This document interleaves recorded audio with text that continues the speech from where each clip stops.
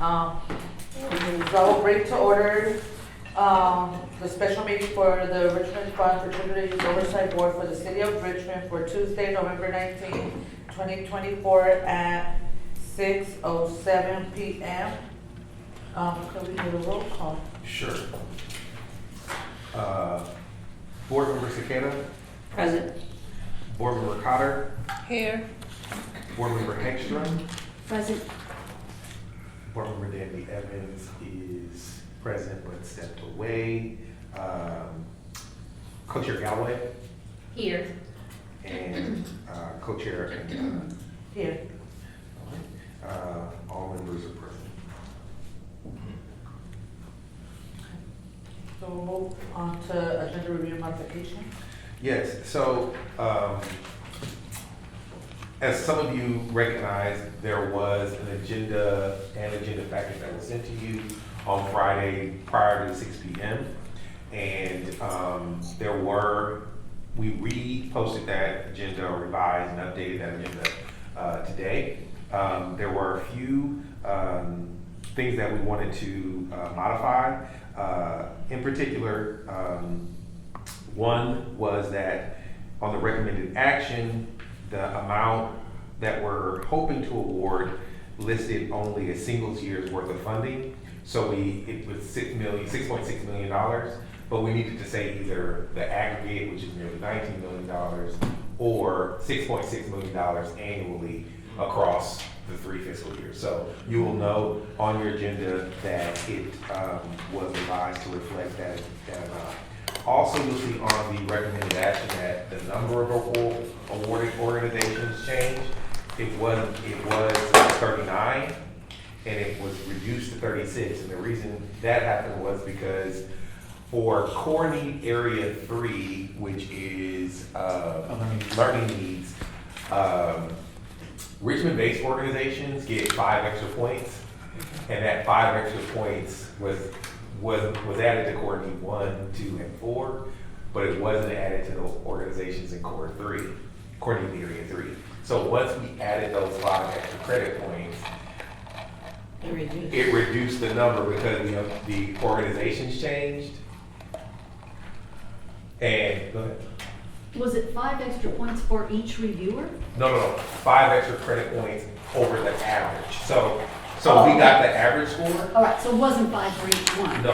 Okay, So we because added. that could have made it quite a bit of difference. It could. So what we do is we average the score. Right. And we get the average score. So let's say it's 90. The average score over all reviewers is 90.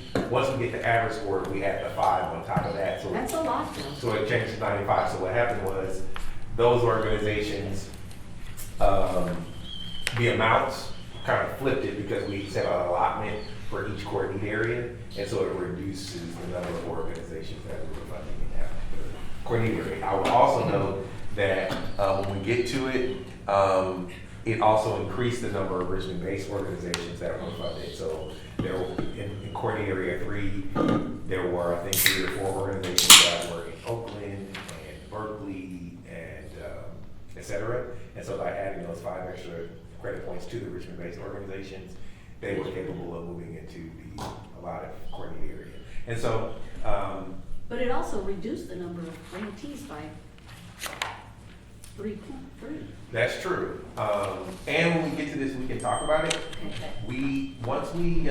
But I did want to call out that those were the modifications that you all will note as we move forward. And we will highlight, even though it reduced the number, we actually increased the amount that we were initially going to fund across the 3 years. So initially we were going to budget $6.3 million. We ended up budgeting 6.6. We added an additional $300,000. And this is to take into consideration like the shower money that's coming, or No, so we aren't accounting for those dollars not projecting that in yet? Okay. because we technically haven't received it, so it's not in the bank as it were. It's gonna be That won't though. be any that. Exactly. And so we're trying to be as conservative. It is anticipated, though, that when those dollars are received, we have a legal opinion that has already let us know that those additional dollars, Should increase like. we will get 3% of that. Which is $1.5 million a year, or Yes, it is. more. You are correct. That's So fine. there will be additional dollars. So that reflects the agenda modifications. But you're gonna take 3 years to start spending that money? No, so that's a good question too. So what we plan to do is we are going to be convening, and some of you may be aware of this, but we'll look forward to you. Pre-COVID, and for the record, where David Evans is back in space. Pre-COVID, we were hosting the service provider working group meetings. Yeah. And those stopped during the 2+ years of COVID because folks were working remotely or distant. And so we'll be hosting a service provider working group meeting on December the 12th in the auditorium. We'll invite you all if you're capable of coming out. It'll be a brunch. It'll be from 11 to 1. We're having it catered. It's going to be linen. It'll be nice. And so this is our opportunity to kick off and reinstitute or constitute the service provider working group meeting into the subsequent year. And so one of the things that we want to bring out, at least with regards to additional funding that might be coming, is coordinate with you all about, hey, we'll need to give out more grant dollars because we'll have more grant dollars to give out. Are there some opportunities for some additional programs, right? So could we focus on a particular area? Would we like to focus on a particular demographic and age group? Would we like to focus on a particular type of service? Would we love to have some youth-centered, youth-run, youth-ideated type grant programs, right? And we want your input on that. We would also want to make sure that we talk with service providers who are actually doing the work and say, hey, we anticipate that we're going to be getting more dollars. We think that we are thoughtful and intelligent, but we also want to talk with the people who are in the trenches, doing the work, engaging with young people constantly and their guardians and their parents to say, hey, if we had additional dollars, how might you think we ought to kind of target funds, right, to support what you feel like? So although staff, we think we're smart, we recognize that there are a lot of people who have some smarts and some experiences that we just don't have. And so we want to be really thoughtful about the dollars and maybe even try to consider, this is just me talking, consider something like maybe we could allocate funds potentially and make something that's participatory grant making, right? I love that. Right? What if we piloted something that felt more participatory?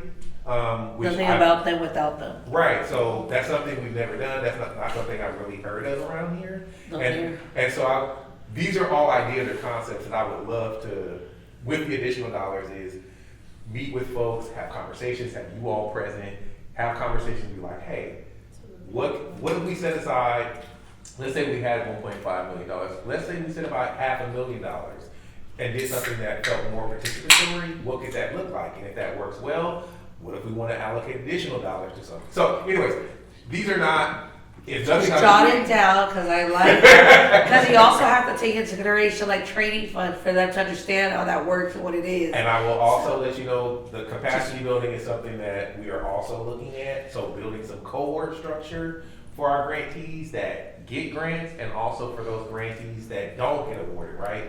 A lot of organizations, departments and children and youth focus on the capacity building for only the organizations that are awarded funding.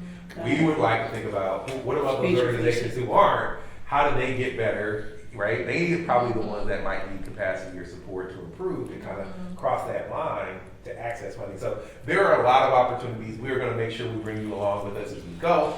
And Carol, that is a very long answer to your question about the 1.5, but I just wanted to make sure everybody understood that like December 12th, we'll be meeting. We'll make sure we send that invitation out to you in the lobby of the auditorium as a brunch.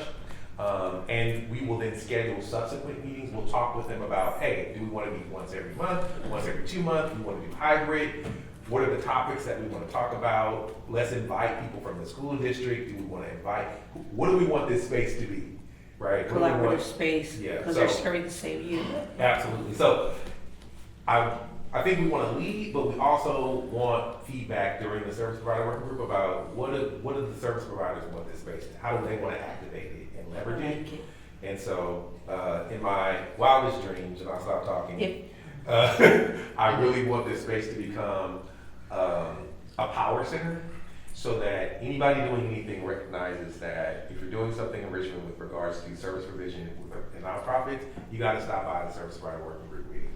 Just like there are other organizations or groups that you need to swing by, I would love for that organization to have that type of influence. Also to jot down in the future, because I've always hoped for it, I never get it anywhere I go. And like the district never pleases me. If you have a data walkthrough, so if you just put data, there's like a space where you can put like data centering our youth. Yeah. How many youth do we have? What service are we already providing? Yes. So we can think outside the box with no question is, I wish, I wonder, like what is just with post-its. And if we have extra funds, you can put it like poster size, and just leave it so that way we can just figure out, they can figure out spaces to collaborate more. Yeah, sounds like you have some individuals who are interested in helping to create some service provider working group events. Yeah, I love it. Yeah, No, and that's what so, I'm hearing. so we will send you the calendar invite, I'll do that. You might get an invite tonight, before I leave, I'll go up and make sure that you all receive that invitation, for the 12th. And again, that initial meeting will be, we'll talk about some things, but we'll kind of leave it open and say, hey, what are the things that you're interested in? Is this also like a congratulations to you guys coming open the space? Or that's not, So this is open to everyone right now? So there was some discussion. Again, I feel like there's an opportunity to have a discussion about what we want the space to be. I don't want to be the final decision maker on this because I'm just one person. We're gonna invite service providers initially, only nonprofit organizations. I think we don't love the school district, but we wanted to focus on service providers only in the initial. And then the service providers can say, who is it we like to invite in the space? Who we like to include? How frequently? What do we want that interaction to feel like and look like? So that it really serves the service providers in the best way. So. That's a great idea. I'm excited every time I learn. I've got something on my mind. So that is the. Can I just real Yeah, quick, jump on. I'm gonna throw an extra wrench in it, but it just came, I just thought about another thing to jot down. The extra money, right, that we're going to receive. Let's just say you all go through this, you all are like, oh my gosh, there were some people a little further down, we just love, we wish. It could be a possibility. That's me. It could be a possibility that you all say, you know, we know money's coming, so maybe in year 2 of our 3-year, you wanna look at some of the organizations that went through this whole process, submitted their application, made it, They've already been reviewed. reviewed and scored, maybe in Without future us having to years. do any more scoring, Absolutely. without them Maybe having to you fill know, out maybe you more wanna pull applications. and gather, you know, a few more organizations in year 2 or 3 once we get that extra money. Just as another idea. So that's something we could revisit. Okay. I do like that idea. So we will hope, these scores are not going anywhere, but that is definitely something that we could agendize once the dollars come in. Be like, hey, we received additional dollars. Do we want to revisit and then make additional dollars or funding available to some It's a lot of organizations? things. So there's a lot of opportunity. So that's agenda review, a quite extensive agenda review. Trustee Adana, don't fill yourself up so you can be here present with us. So now we're gonna move to department report.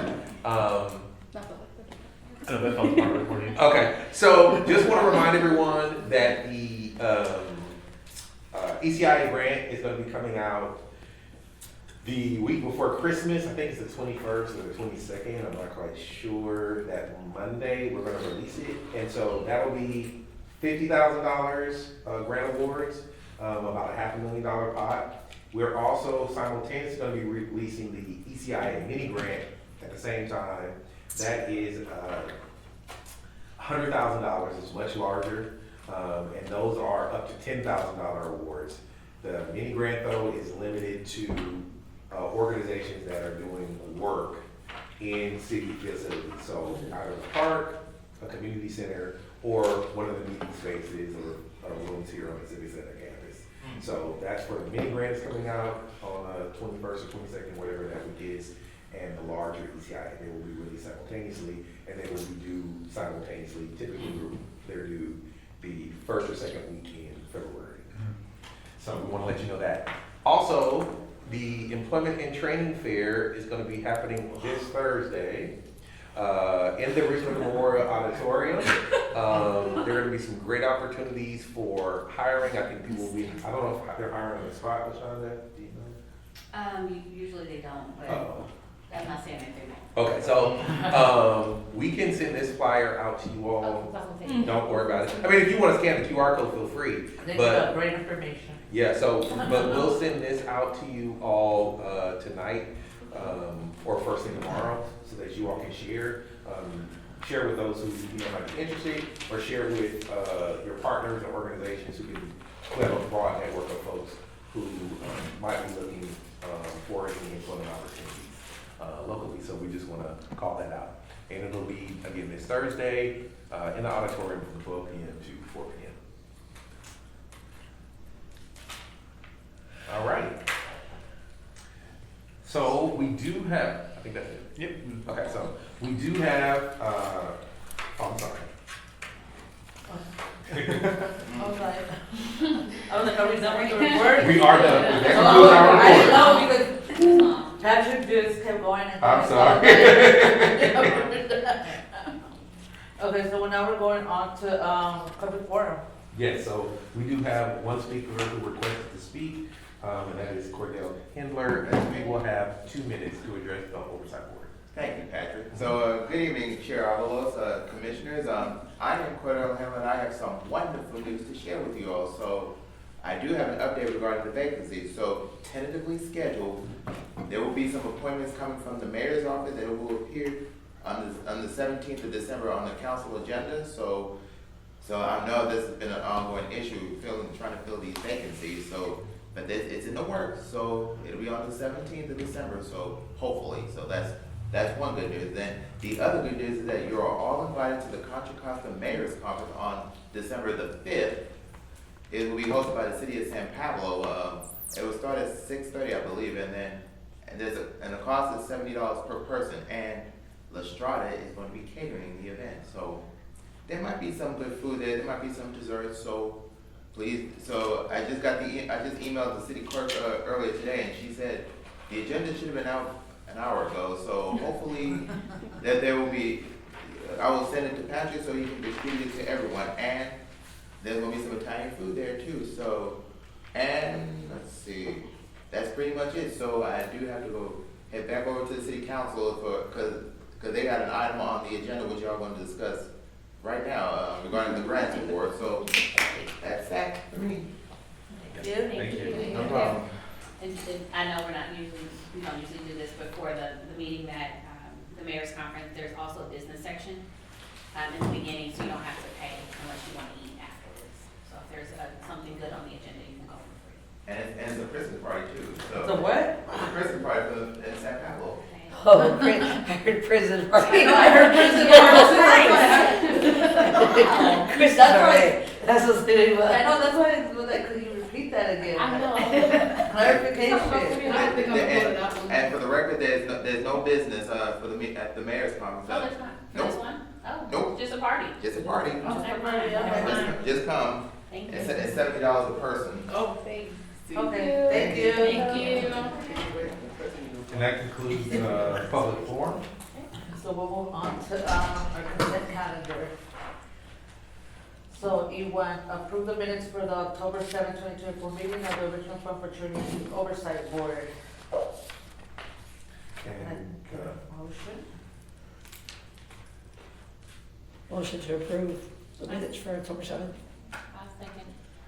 Okay, so we have a motion to approve from, Cicada, second by Galloway. Can I get a vote? sure.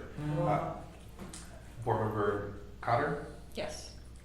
Board Member Hedstrom, Yes. Board Member Danny Evans, Yes. Board Member Cicada, Yes.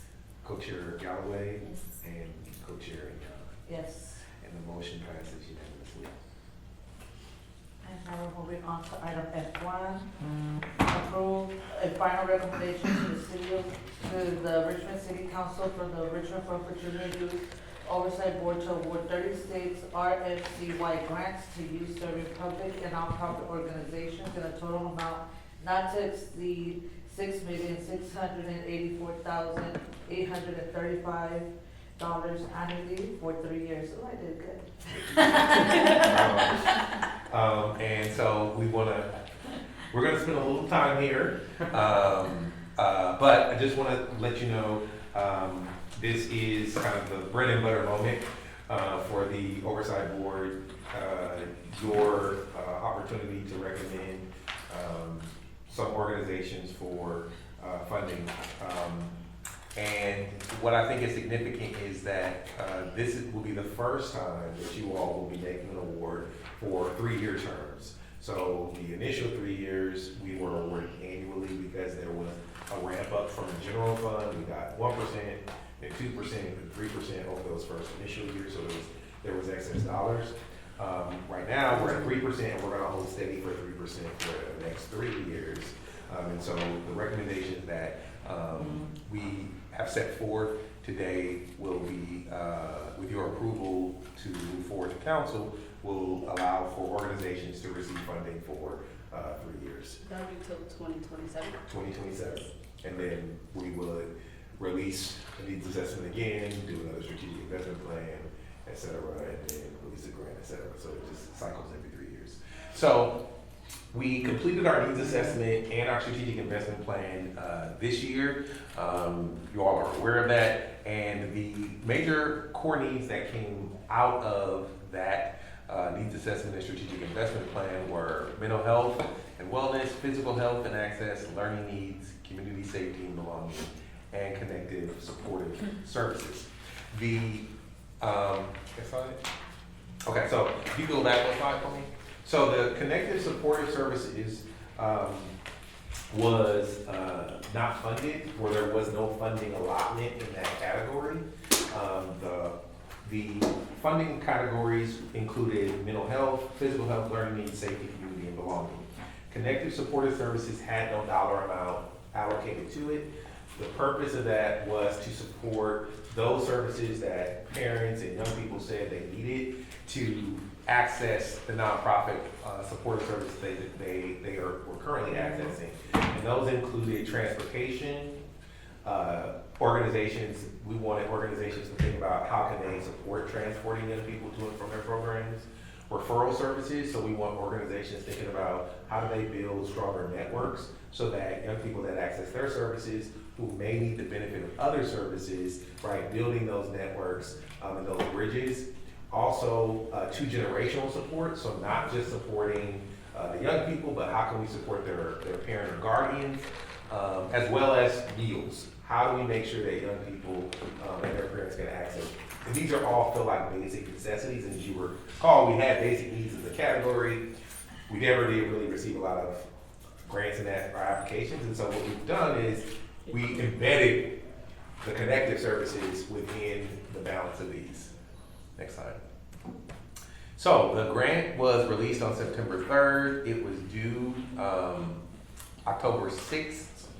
And we received 92 applications, 80 passed through the threshold review, and we had $19 million in requests, but we were budgeting about $6.3 million. So the grant applications were, from the reviewers, was due on Friday, this past Friday. Nicholas and myself were here over the weekend, about 6-7 hours, compositing and entering these scores in, and then creating tables and making sure that they ranked and sorted, as well as putting together the staff report, not only for this meeting, but moving forward to City Council, giving your approval. And so I do want to just take a moment just to say thank you to Nicholas and Guadalupe and Abdul. They have done great work in a very quick period of time, from Friday to the day, to put together what we are going to be showing you. And so I am extremely grateful, because I know they were tired of me, because I kept changing things. But they took it all really well and set forward. And so, yeah. Oh, I also want to say, from staff's perspective, the reason there's been such an intense turnaround time is because our hope is to get these funds available to the organizations as quickly as possible. We're aiming to have these done in January, February. You'll see later in the presentation. but that means we need to get to city council as soon as possible. And so that's why we've been communicating with you so much, you've seen so much from us, is to try to be, one, as transparent as possible, but to ensure that we get everything through city council so we can assist the organizations as soon as possible. Absolutely. All right, next slide. So there were 3 applicants types that organizations who were seeking funding from us could select. So those were organizations who were small and emerging, so their budgets were less than $250,000 annually. Those single agency organizations whose budgets were more than $250,000 annually. And then organizations who were collaborative, there are 2 or more organizations who would be splitting dollars if they were awarded the funds, right? So it just wasn't partnership or support, but the organizations had to agree to split funding if they were given funding. And so organizations selected based on the criteria that you see there on the screen. Next slide. So in the evaluation process, many of you were a part of that. So we thank you. There was a program summary, agent history and capacity, design, outcomes and impacts, and there were the required resources. I do want to say that during this process, the review committee was comprised from various city staff, from the city, from the county, from federal employees, from the Department of Education, Alameda County, internally staff from the city attorney's office, IT, economic development, from the fire department, from the police department, from community development, city of San Francisco's Department of Children and Youth. And so we had 27 folks, or 28 folks that agreed to help and support with review.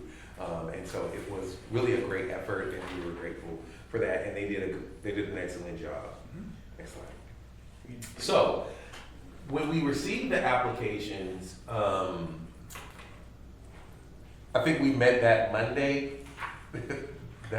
Yesterday? No. We received these applications. We received the Yes. applications on the 6th. Was Yes. that a Monday? Yes, and then we So, got it ready for and then we had a meeting that Monday. that Monday. And so what you'll see here, just wanted to provide just some kind of high-level data before we kind of jumped into the summary narratives and some data with regards to the awardees. So the number of applications we received were fell across this kind of spectrum here, as you'll see in this pie chart, right? So the majority of the applications were all single organizations, so they applied by themselves, and their budgets were over $250,000, so well over 50% were in that category. We had about 12 applicants, or 13%, that were small and emerging, so their budgets were less than $250,000. And then we had about 32%, actually a great number, nearly 30 organizations that were collaborative. So this represents the number of applicants that were submitted. Next slide. This pie chart represents the award by application type. So we saw the application, number of applications by type. Here you're seeing what we'll be proposing to you by award. So nearly 67% of the awards we will be recommending based off of the scores will be from single agencies. About 22% or 8 will be from the collaborative, and 4 from the small and emerging. Next slide. Here represents the number of applications, again, the applications as a whole by core need area. So it was really nicely split with learning needs coming in quite higher than the others at 37 applications, but the safety, community and belonging, physical health, and mental health and behavioral needs were close. Here is kind of the split for the awards. You'll see that it kind of looks fairly balanced visually, and we feel good about that. Oh my gosh. I have do not disturb on, I don't know why it's doing that. So there's a nice balance across all of the categories, core need areas rather, from the awards. 7 from safety, community belonging. Learning needs again had the largest number, so they have more applicants. Mental and behavioral health had 10, and the public health and access had 8. So it was between 20 and 30% across the 4 coordinating areas. Next slide. So here is the number of applications. I think we did this one, I'm sorry. Yeah. Okay. So, number of applications by need area and type. So if you look at this one, this represents the application split by their type across the need area. So you can see in each need area, again, it's reflected that darker amber was a single agency, that kind of orange was collaborative, and kind of that sage color there was small and emerging. Next slide. You can see here when we get to the awards, it kind of mirrors that as well. We had collaboratives, typically had 2 or 3. All of our single agencies were between 4 and 6, and our small and emerging was, we had 1 in each category. With the small and emerging, we wanted to make sure that they scored a minimum of 70. Even though you have excess dollars, you don't want to award just because you have funding. People need to score well enough that it makes sense to, and so 70 was really this. Sorry, I didn't mean to interrupt. Oh, I'm not stopping, this is your meeting? Well, what I was going to ask is, there was a pot of money specifically for small and emerging, or their scores got mixed with everybody else's? Their scores were mixed with everyone, however, we evaluated them based on themselves.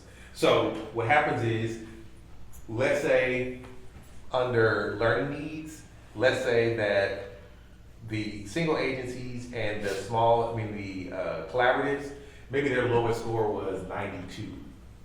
Whereas our small and emerging organization might have been an 80. So we awarded the single agency and the collaborative, and then we skipped to a small and emerging and evaluated them against each other, right? So that we could award them, because if we went solely on scores, they might not have gotten funded. But, this is something that we've done in the past, and that you all have supported, is because we do want to support those kind of smaller organizations and encourage them and make funding available to them. That's what we did. I'm still not getting how that works. The other 2, they're scored all against each other. Yes. And the other ones, they're scored against each other. But then where do you how do you merge them 2 together to decide which one of the small emergents you're gonna fund? So in each category, right, there were small and emerging organizations, and we picked the highest scoring small and emerging organizations in each category to award funding to. Oh, So okay. they didn't have to score highest overall, They didn't have to reach up to the level No. of the other guys. Okay. but if they were the highest scoring small and emerging, and typically they were above a 70, so you might have seen a 75, an 80, 83, right? We wanted to make funding available to them as well. Next slide. We're hopping into it. All right, so now we're getting ready to dig in. So this is the coordinating area 1, mental health and wellness. And what you see represented on your screen is the organizations that, based on review, scored well enough for your consideration for a recommendation of the city council. Now, if you look at the organizations, what you'll see is that there's organization name, the requested amount, and the recommendation.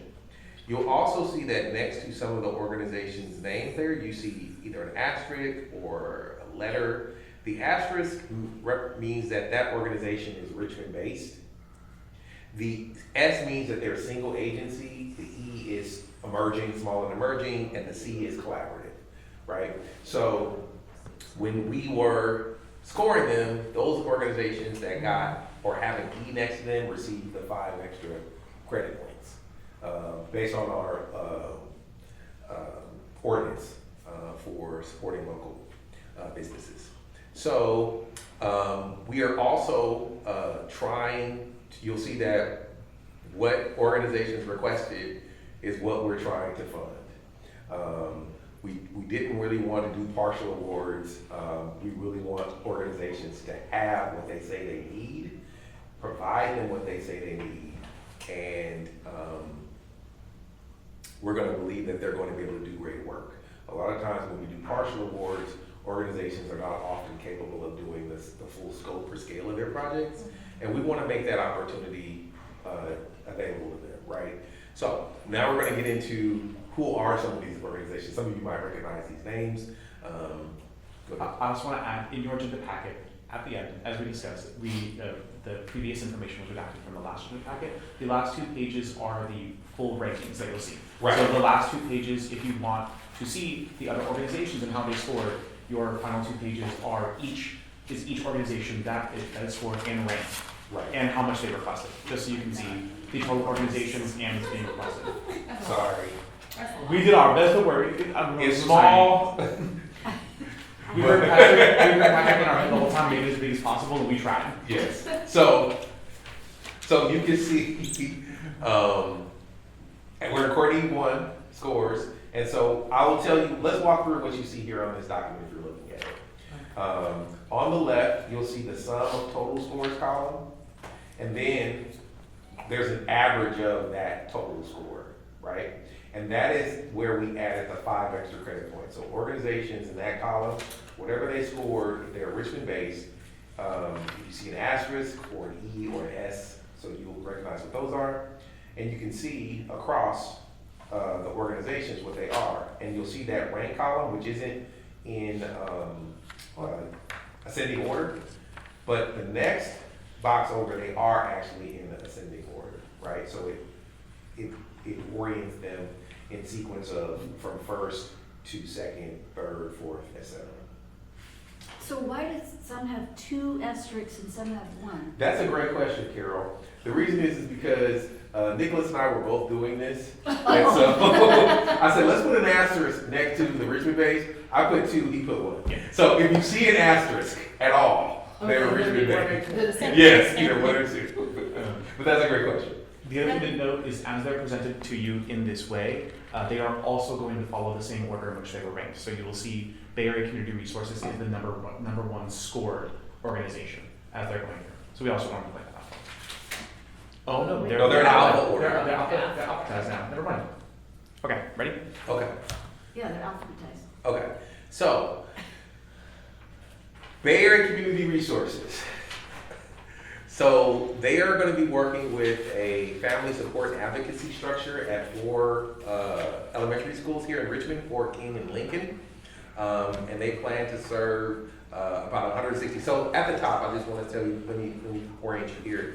You'll see here the organization name and total project, and the project description and some metrics.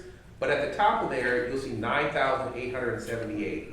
That is the number of youth that these organizations, unduplicated youth, are set to support through annually. So 3 together. No, the total core need. The Oh, core need oh, one, oh, everybody that's being recommended Oh, for that's funding. something like that, okay. Overall, they're going to be supporting 9,878 youth annually that are unduplicated. That's what these programs are intending to support. So BACR is going to do a youth and family advocacy project at Fort King and Lincoln. They're going to support 160 students and their families. So it really taps into that 2Gen element with trauma responsive case management and family engagement services.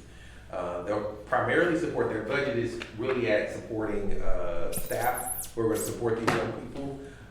And as far as demographics, again, they're in bold. You'll see it's 160 participants. They're going to be between 6 and 12, and they're predominantly Latinx and Black, and half of them are young men, half are young ladies. The Black Neighborhood is a youth empowerment program that supplies mental health support and violence prevention education. And they do a lot of outdoor stuff, excursions, trips, and also support around education. Their grant program will also support staff, but also workshops and excursions, and they also will be incorporating mentoring into their program. So they get people who have experience in a field or related field that young people are interested in, as well as college counselors to support education. And so they're going to be giving them stipends to support the young people. They're going to serve 150 young people, mostly teenagers, predominantly Black, predominantly male participants.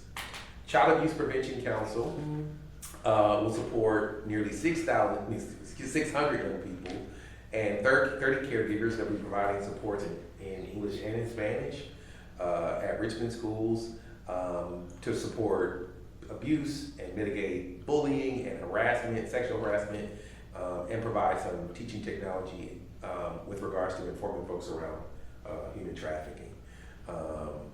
And their grant funding will support staff. They're supporting 623 participants. 50% are predominantly Latinx and 50% are male and female. And also they're going to be supporting the majority 94801. So I provided this little thing here as we go through. If you are interested in where exactly that we is, if you're not familiar with your zip codes. Next slide. And I'll say too, it might say predominantly, a gender or a race or something, but they do serve other folks. I just wanted to highlight maybe what was like the largest group Yes. for each one, but there's more detail on each There. if anyone is interested. There is, and we could pull up some of this. We just didn't want to overload you just because we have so much to get to. Yes.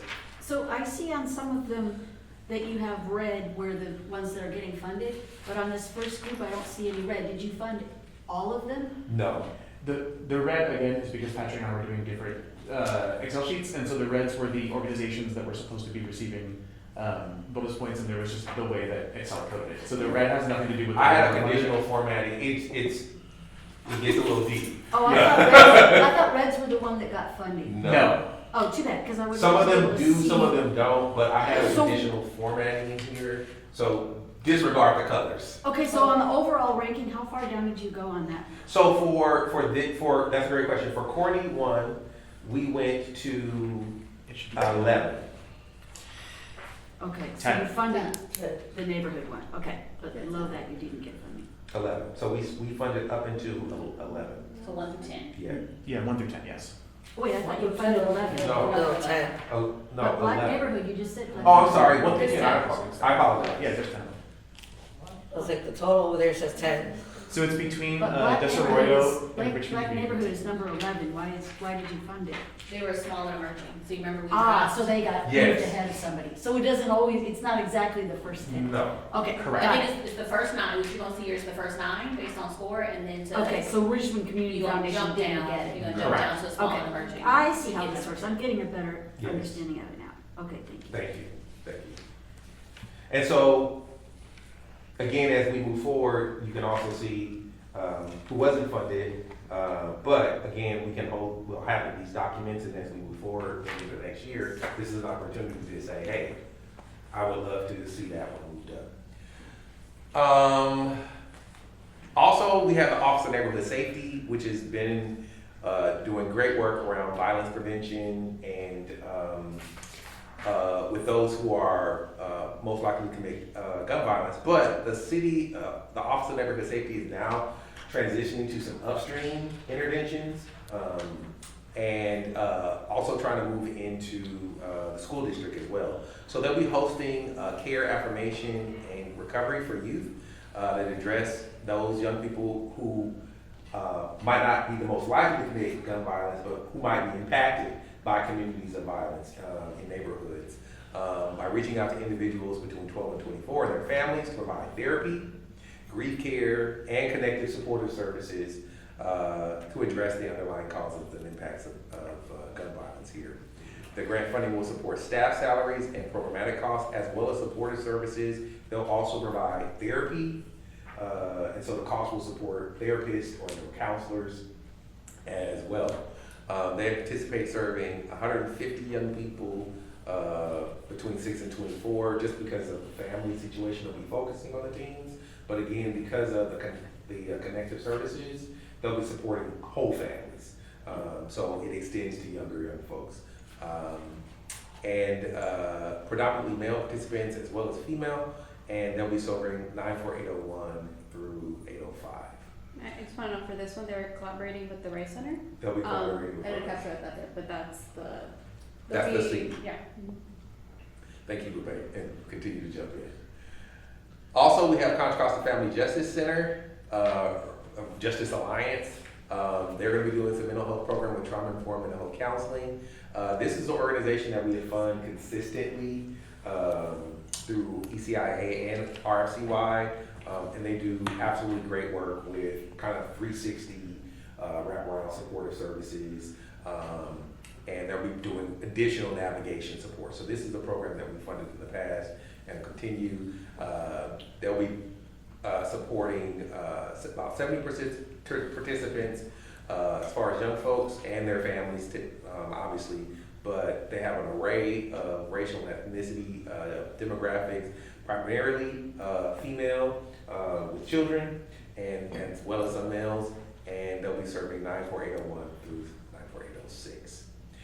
Desarrollo is also an organization that we have funded in the past. They do great work. They have licensed therapists who go into the elementary schools to provide bilingual support and therapy and mental health care to young people. They'll be focusing on Richmond High and Deanza with consultation services for the coaching for teachers and other staff.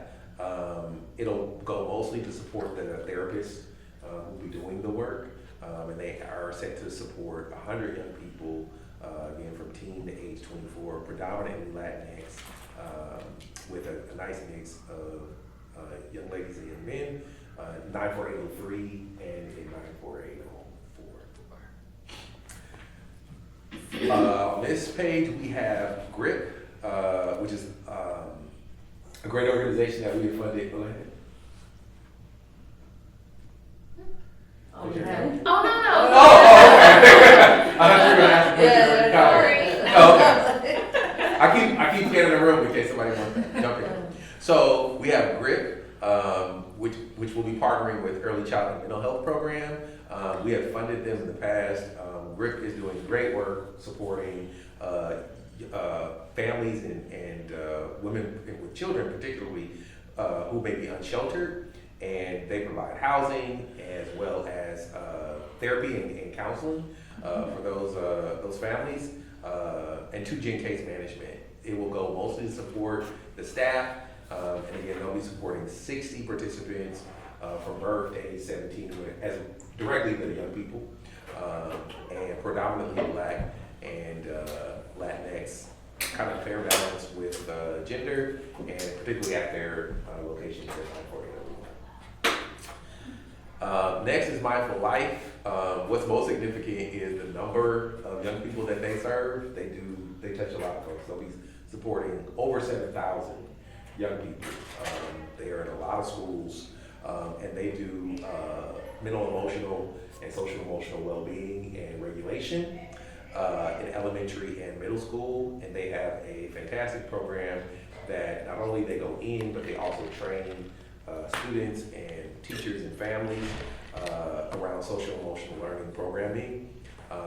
And the cost will support mostly the staff, but they will be supporting everybody from birth to age 24, predominantly Black and Latinx, and they will be focused in 94804. Next we have, go ahead. Is there clarification on how they plan to support it? Just the elementary, middle school? There's contracts already in place with them? Yes. Or, So that's a great question. And so when organizations apply for our grant, they submit a letter that already indicates the schools. And so they have to have letters from the principals that let us know that they're okay to go into the school. So many years ago, people would apply and they would say, oh, I'm working with recreation staff or department, and they hadn't had a conversation or spoken with anybody in the recreation department. But in this case, they have to provide proof. So they need to give us an MOU or a letter from the principal that says that, number one, they're aware they're applying, and they are inviting them into their schools to come in and provide the program. And this would be in-kind services they are providing because they're receiving the grants. Yes, so the services are free. Yes. So here's the thing, for all the services that you authorize funding for, people can't charge for those services. They are basically charging us. We are paying for the services, and they are making the services free to the parents and the young people. So there's no fee or charge for their services. Next is the Latina Center. Their organization that we funded once through our ECIA grant. I think this is their first RFCY grant with us. But they're going to be doing a Young Latinas Future Leadership Program by offering STEM education and social emotional education support to Richmond families. They will focus on low-income immigrant girls and try to mitigate disparities with relationship to STEAM and make the services culturally relevant. Again, the grants will support salaries, and they're going to serve nearly 200 young people. Again, primarily young girls, 13 to 24, predominantly Black and Latinx, in 948 and 806. Finally, we're going to be giving. And who are they collaborating with? Oh, yeah, that's Oh, excuse me. The Global Foundation for Art, Science, and Technology. Thank you, Lupe. Next is the West Coast Unified School District. This is actually their first grant ever that they've gotten from us. They'll be partnering with the Ed Fund, so in collaboration, it'll be 2 full-time therapeutic restorative clinicians. So we'll support those who have highest needs in Richmond at Coronado and at Pinole Valley.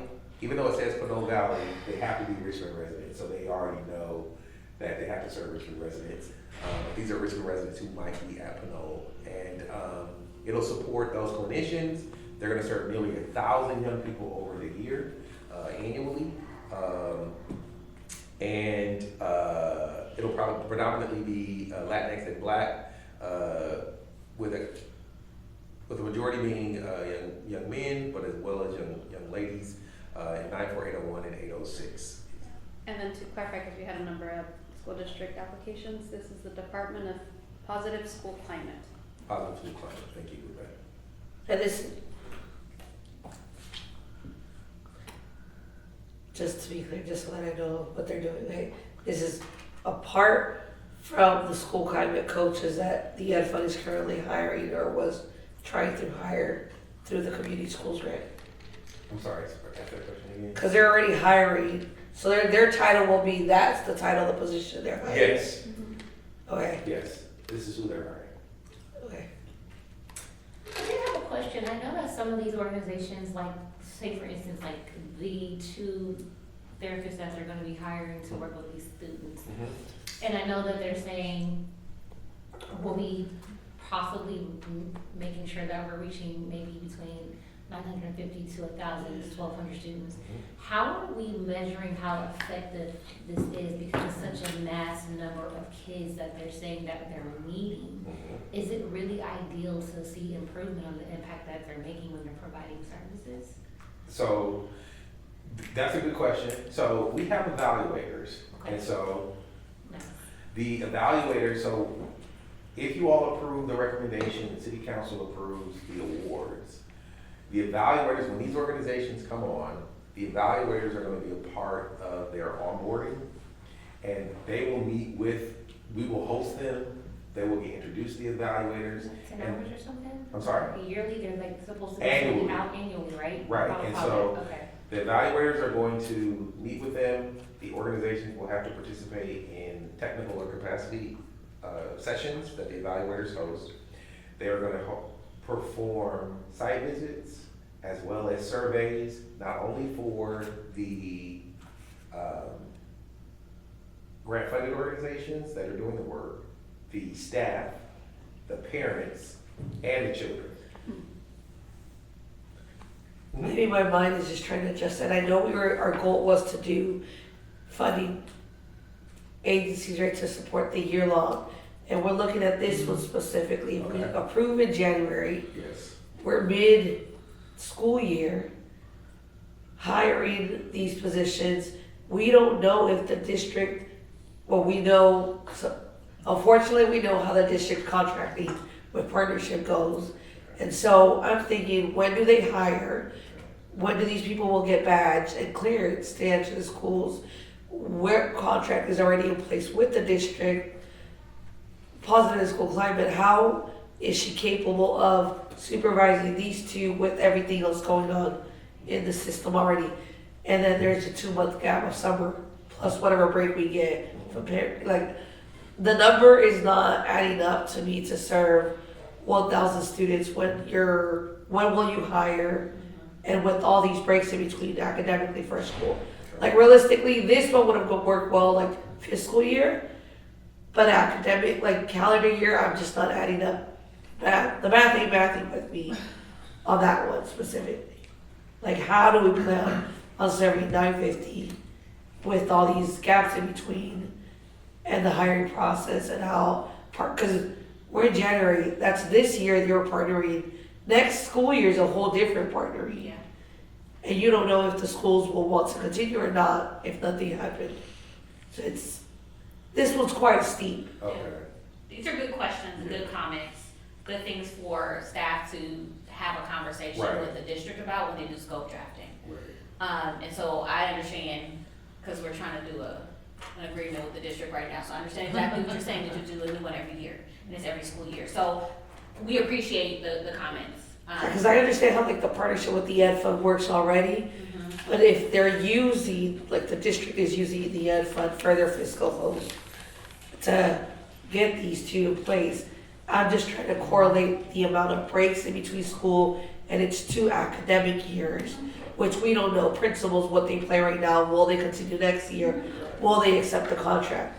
So this one, yeah, it's just, that one's just raising questions with me. Okay, we can definitely, we noted it, and we will definitely raise those questions to the district. And I appreciate you sharing that information. For the review, what we can do is based off of what they actually include in the application. And so what we will do is ask them, bring up some of the issues about how confident are you actually that you're gonna meet this number? How do you navigate or mitigate either principal turnover or breaks in the calendar year that cross multiple school years, and see what their response is. And they provided data with how many Richmond youth already at Middle High? Or was there no data provided?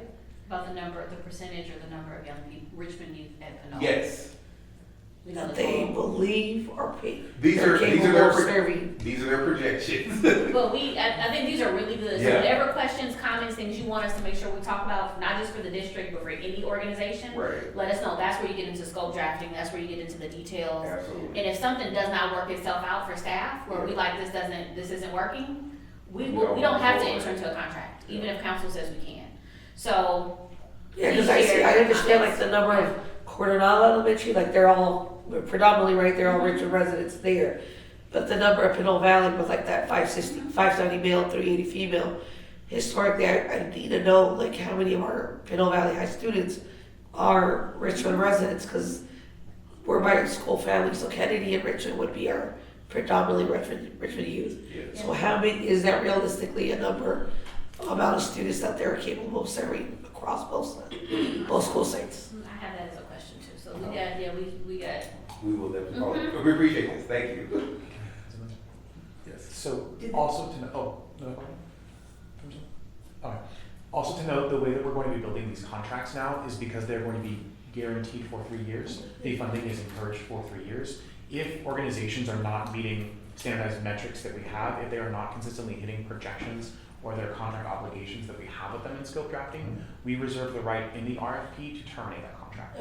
So it is something that we can then revisit if we are discussing as a group to maybe bring back the additional funds that we may be receiving and encouraging more grant applications.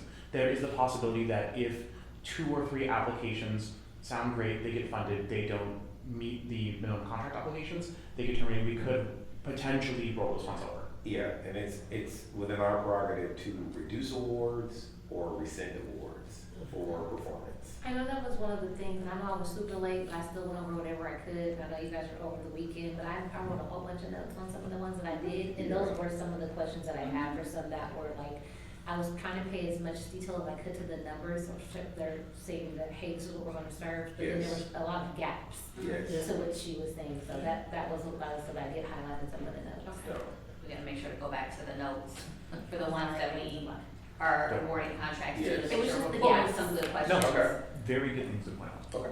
Hmm? Thank you, thank you. Happy to- All right.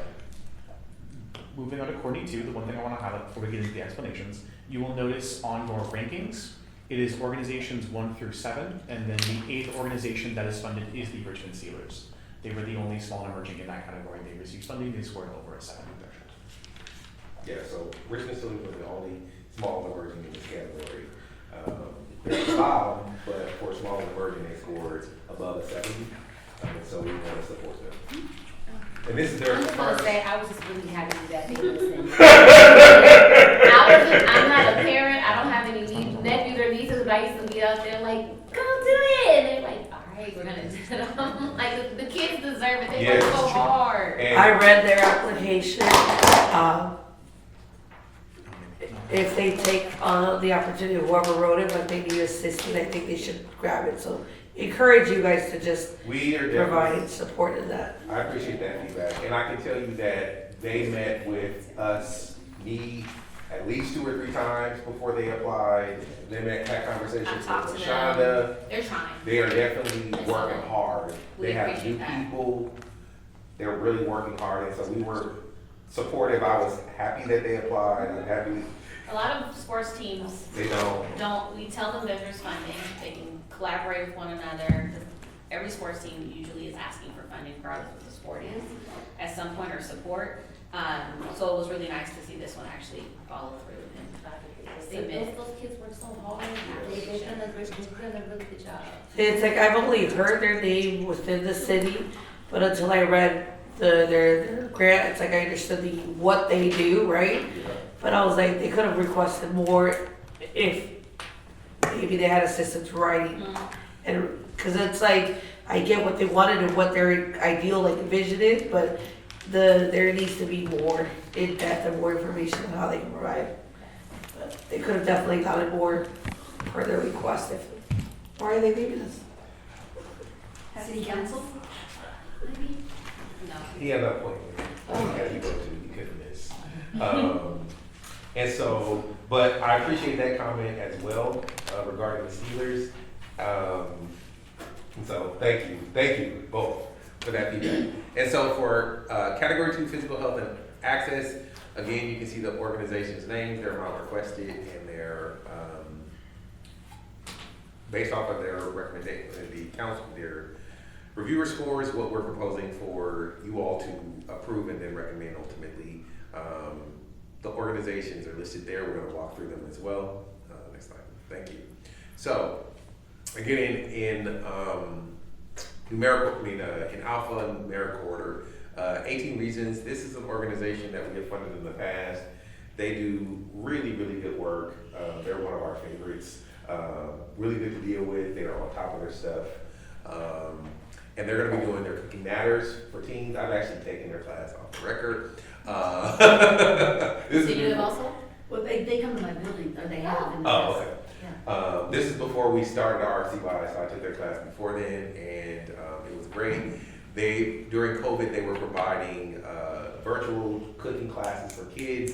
They're going to be supporting 200 low-income youth and 1,800 families over these 3 years, and with both food security and some cooking skills. So they actually provide groceries to the families, which is outstanding. Again, they're going to be supporting 2,400 folks overall, 6 to 24 diverse ethnic group, 800 young men, 1,500 young ladies, 40 folks that are non-binary or not listed, and they're going to be supporting 94801 through 94806. So they're a really great program, and we really like them. GRIP again. So on their other application, they were focusing on mental health and through support with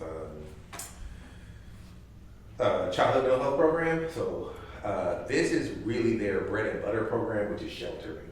And so providing resources for beds and food, et cetera, whereas their other program was really more so for clinicians and therapists and those types of things. They're going to be providing meals. They're going to serve over 200 participants, and their costs are really going to focus on the food, overhead, and also salaries. And GRIP is a great partner. They do great work. Growing Together Bay Area is a new organization, and they're going to be providing opportunities for outdoor and experiential learning, and focus on building activities during school lessons, after school enrichment, and edible garden living schoolyard. They're going to be focusing on salaries and overhead, and going to be supporting 1,400 young folks here. Although we've never supported this particular organization, we have supported organizations similar to this that do very much the same work. Do we have the list of schools they intend to? That's again a huge number for mid-year if there's no contract already in place. According to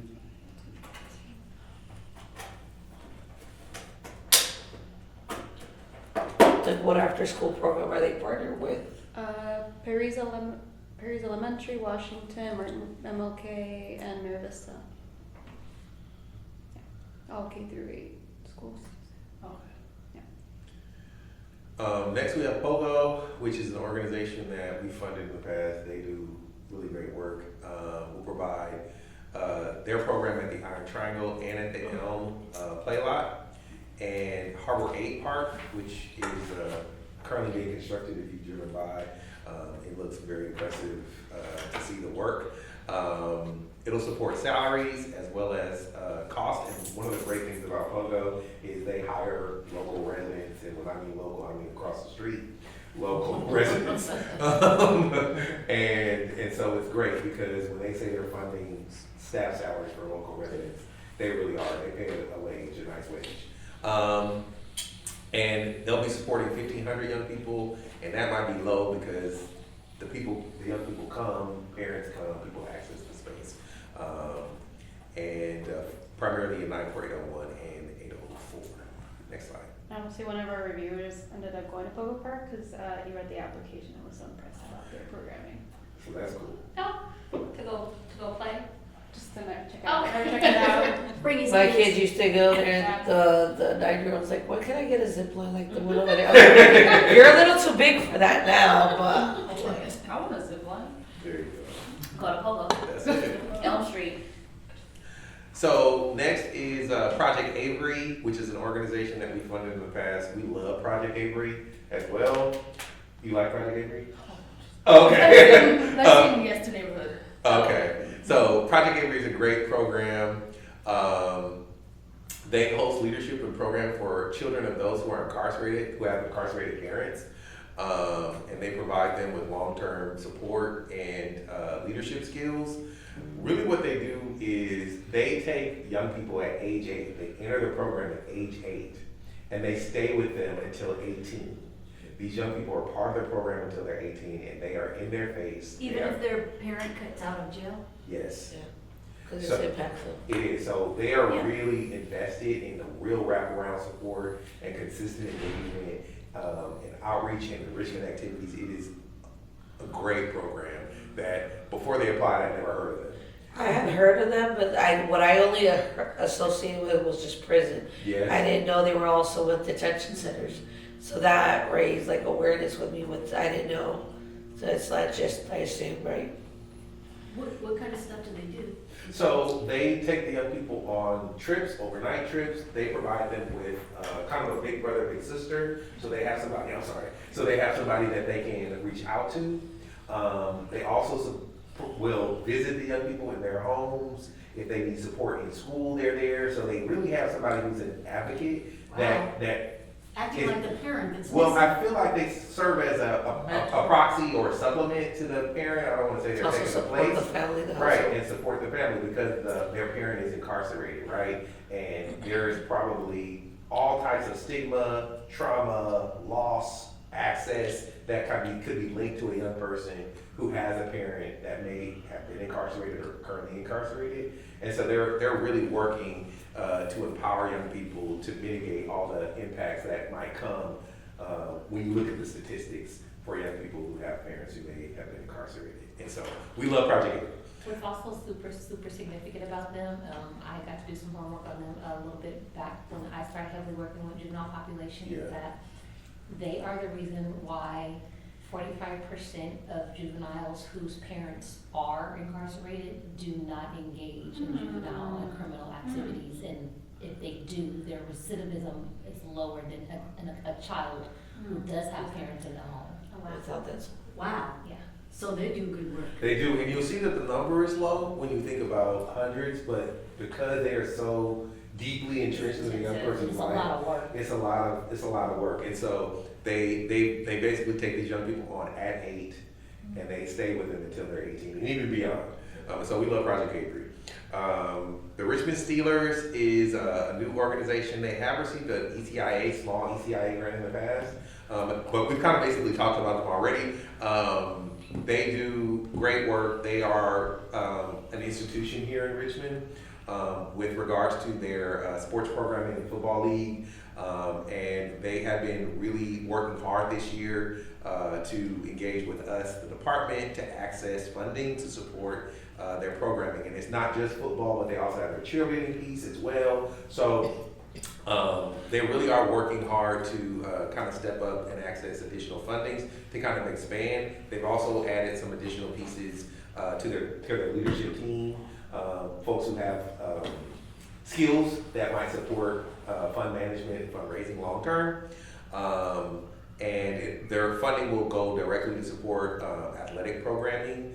Cost is really not a lot of salaries, right? A lot of people are volunteers. They want to pay for these kids to go on trips and make sure that the young men, young boys can access uniforms and safety pads, and these girls can That's access their expensive. uniforms, and that type of stuff is expensive. It's And they've really been really not. good, so they've been like going to like championship games, and Wow. they've been really doing their best to raise money. I think they're trying to raise money now. They are.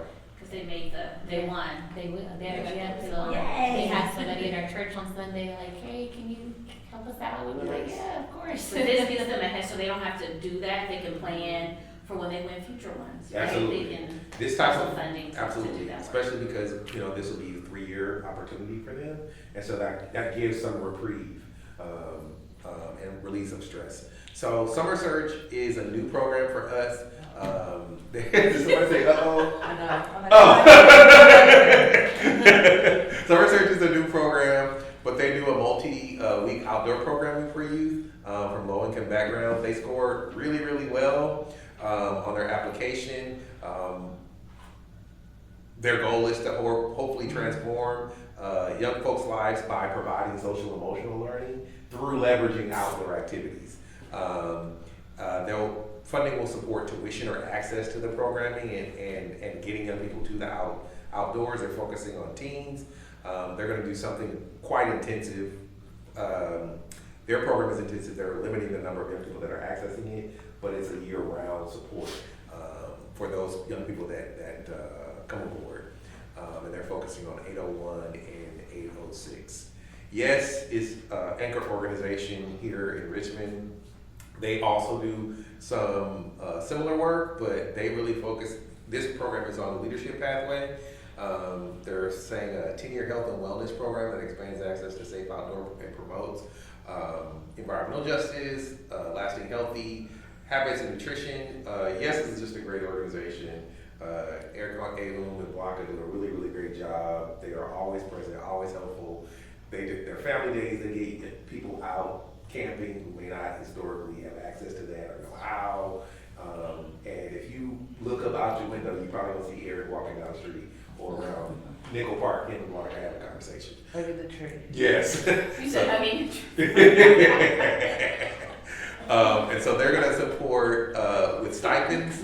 And they're also a great organization that hires local folks, right, too, which is great to see. They're supporting about 175 folks from 6 to 24, predominantly Latinx and Black. Nice split across gender and 804, 805, 801, 806. So they're really great. I know we're about to move on, but when I heard yes, that was one of the first organizations I really got to know when I moved to Richmond, because we funded them through a previous grant. And I got to go on a family camp. Like, I really was trying to like get to know the organizations, and so I went on a family camp, really just inspirational. So it made me think, I know city staff, because we have more analysts now, they're gonna do more site visits, but I encourage all of you as well. You might select 3-4 organizations out of the total 36 to say, you know what, I wanna get to know that organization. I know in some of the other committees or commissions, like the Recreation and Parks, they'll adopt a park and they'll get to know our community center, and so they'll like get to know that community center. They'll go to the park and provide feedback. So something for you all to think about if you want to be a little more engaged, if you have additional time. You might want to, you know, go visit, get to know an organization or two, because we're going to be working with them for 3 years. So just a thought. And for us, our focus will be going forward is to really focus on some of the newer organizations like a Summer Search, right? Not really heard of them. So we know, yes, we know the Steelers. Some of us are feeling Project Avery. We know folks are doing the work. I know for my group, I'm going to have them kind of focusing on some of these newer organizations so that we can get to know them, right? It's great to go see yes, do great stuff, but we know they're doing great So stuff. do we know where Summer Church is planning to do the work? Because I was curious, like, I've never heard of them. That's what I was gonna ask, 'cause, I mean, I know they're in our schools, Yeah. because actually Ruben went through Summer Center. Okay. Oh, that's good to know. Yeah, Ruben went through Summer And Center. he's still Non-biased, here. non-biased. He get lost in the woods. Like, Yeah, so I know that they, you know, what my part with them has been, it's been more on the like support sector, so I know he got into it when he was a sophomore. So he got into the program when he was a sophomore, and then it wasn't so much, that's why I was interested to hear you say they're doing outdoor stuff, like weekly. Like, I know he had like weekly check-ins with like his mentor or, you know, his lead or whatever Yeah. person was supporting him in his group. So he had like weekly check-ins, like how's school going, you know, how can I support you, Yeah. what's to come. And then they actually fund 2 big trips. So on the first trip he went on his sophomore summer, Okay. the summer program. He went for 3 weeks to Colorado and backpacking through the Colorado mountains, and I think Lord. That's um, outdoors for real. in Texas. And then his senior year, or his junior year going into senior, they actually funded him a month in Costa Rica, and that was fully paid for. I need to be a chaperone for summer. So they have different trips that they could pick, so it's not like, oh, you go on one specific trip, they have this whole catalog. Yes. Because some of these, you do have to pay for them, Yeah. and they get to pick from the different trips, they have different dates Yes. for them to participate, but they all actually stay on them about like how's college going, even when he started college. And we have yearly meetings, I wanna say, with the families, to just like, okay, this is what's coming up, you know, this is the connect, you know. He's like, Wow, that's a that's- song. I'm happy to hear this. Yeah, I'm happy to hear and they connected with him, like I had one-on-ones, we got to know, you know, who his mentor was. Yes. And if we had questions around schooling or just in general, Yes. like we were able to reach out to them too and be like, okay, this is going on with him, like, talk to him, or, you know, just really base that, cause he had, and I was so glad that he had, you know, first he had a female mentor, and I was like, okay, I really like girls, but I really want him to have a man Yeah. figure in his life, right? So they were able like to connect him, he had like 2 people checking in on him, and I think, it, you know, from my parent perspective, it really did work, so if they're starting to do more work, but it wasn't a program that was really broadcasted, so I know that like, he went to Leadership Public Schools, Yeah. so they really pushed that program for their students, especially for their sophomores. And when we went to the intake, they had it at Richmond High, but there was only about maybe 3 Richmond High families compared to like 10 leadership families. So you see the difference in, you know, the accessibility to the program and even participation. But I'm interested to know, like, what Well, I else think they're you gonna know be every- doing. like- Yeah, but then what else they're gonna be doing if they're gonna be adding to it, but even if they can't. But it's good to know it's been heard, it's Yeah. not like new, like, hey, that was For like, us, it was new, but the fact that You got it felt like Project Avery a little bit. It felt niche, like they're embedded in the community, but it's like they're hidden in plain sight a little bit, because I feel like they really are, it sounds like what you're describing is something extremely targeted, right? And it's like year-round support in your face. And when you think about backpacking to Colorado and Costa Rica, Yeah. right? The fact that there's 50 young people, I get why the number is so So small. So be able to get And they're like, checking in college, Right. and they're following them, like, that makes sense. And off the record, we love Ruben. Ruben is one of our favorites. He's a good worker. Who is? Ruben. Oh, okay, yeah. I worked a I was lot. like, what is- I learned a lot with him a couple years ago. We were partners. So can I ask a question? Yes. So when a single organization writes a grant, they can get up to a certain amount. Mm-hmm. But if can they write 2 grants and then get double the amount? They could. That's legal for them to do that? We put it in our guidelines, so therefore you I all saw approved that. it. But it just feels, okay, so because this is on here, the East Bay Center for the Performing Arts, they're getting $300,000 on this one. They're getting $300,000 on another one. That means that every year they're getting over $500,000 Grip is getting put. from us. That's a lot of money to give to one organization. I mean, granted, they're calling it collaborative. So my question is, are there any others? I mean, I know you said Grip is also Grip is receiving. getting 2, Yeah. but were they max at 200 They're half at each? 5, 200 and 300. So they're also getting $500,000. I mean, something to think about for the next 3-year cycle. Yeah. It's too late for this one. We allow the guidelines, for Okay. organizations to submit, you can submit 2. Yeah. You all can say you can submit 2, but you only will be awarded 1. And you get to pick if we like both of them, you can pick which one you get funded, something like that. No, we would just pick, I think we would Highest pick one that bid receives based the on the tie, the I highest think score. it's- Yeah, the high score. But something for this body to consider. If Right, you want to expand to others. Because what I'm thinking is East Bay Center for the, so I reviewed this one. I've been a reviewer for a long time. I've Yes. reviewed a lot of grants. Yes. There were some really stellar applications here. There were a lot of really good ones.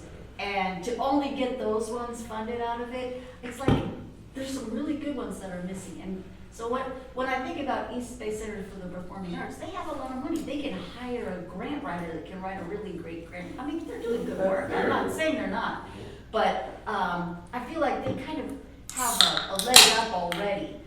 And so, I don't know. I wish we could Well, I fund get it. into what you're Yeah. saying, because like even with GRIP, right, they do amazing work, but then I was like looking at the mental health component, because they're doing that, but then that's why I have some of the notes, because who they're partnering with for mental health, GRIP is doing it too, but I'm like, okay, so are they gonna be duplicating services? Like, how does that work? What do you mean by duplicating? Like the number of people being served, is that what Right, you're talking about? Is so it the I same amount think of, it's the same amount of people. it's the same people, that's what you, right? Right, so how they're saying that, okay, for the mental. Oh, I understand what you're saying. Yeah, and I have some questions, and I was trying to, so I sat on that grant for a minute, and I was trying to like, ideally get an idea, okay, well, if they're serving this population and they're doing this with this population is too, is there going to The be two an different overlap of organizations are services, seeing the same duplication people. of services, because they were saying this is what they're doing, and then they're partnering with someone that's doing the exact same thing. So I think the partnership from early childhood mental health, so the when an organization is a collaborative, what makes them a collaborative is that they're splitting dollars. So GRIP is gonna be the lead applicant, but they're gonna have early childhood mental health on their budget, and they're going to pay early childhood mental health staff and team to come in to host and conduct a lot of that programming. Because the GRIP staff don't have that expertise and the experience around early childhood mental health that early childhood mental health program has. So I do understand your point with regards to supporting the same folks. And my guess is that that could be something that happens. But the way that you can apply for 2 programs is that they can serve similar people, but the programs have to be different. And so that's what So I'm you trying to can't get apply at. for different programs using the same application. So because one of their programs is focused on early childhood mental health program and supports providing clinicians and supports, and so they do early childhood prenatal stuff, et cetera. Whereas their other grant is Financial purely aid. focused on Basic. meals, beds, clothes, They do transportation vouchers, those types of things. So the funding won't cover the same things, but the people they serve could be. The same. And that's your concern, is Yes. serving the same people. I mean, this is your. LaShonda's point is. You can, so the way we set it up, and I would have to go back to the guidelines.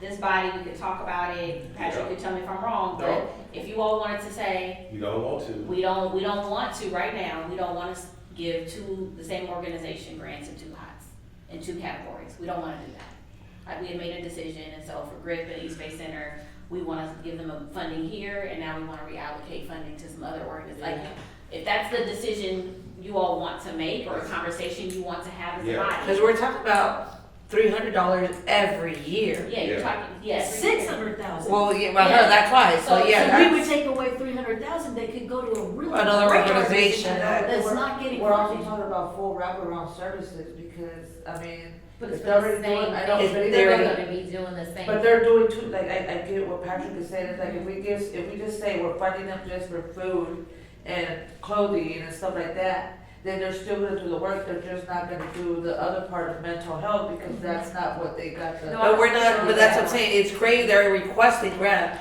but this should be a part of their budget that they already provide services for. So, They can probably pay for it, Yeah. even if we don't fund them. yeah. They have, East they Bay have Center more for than Performing one Arts, for it. they Grip, can yeah. probably pay for it every year.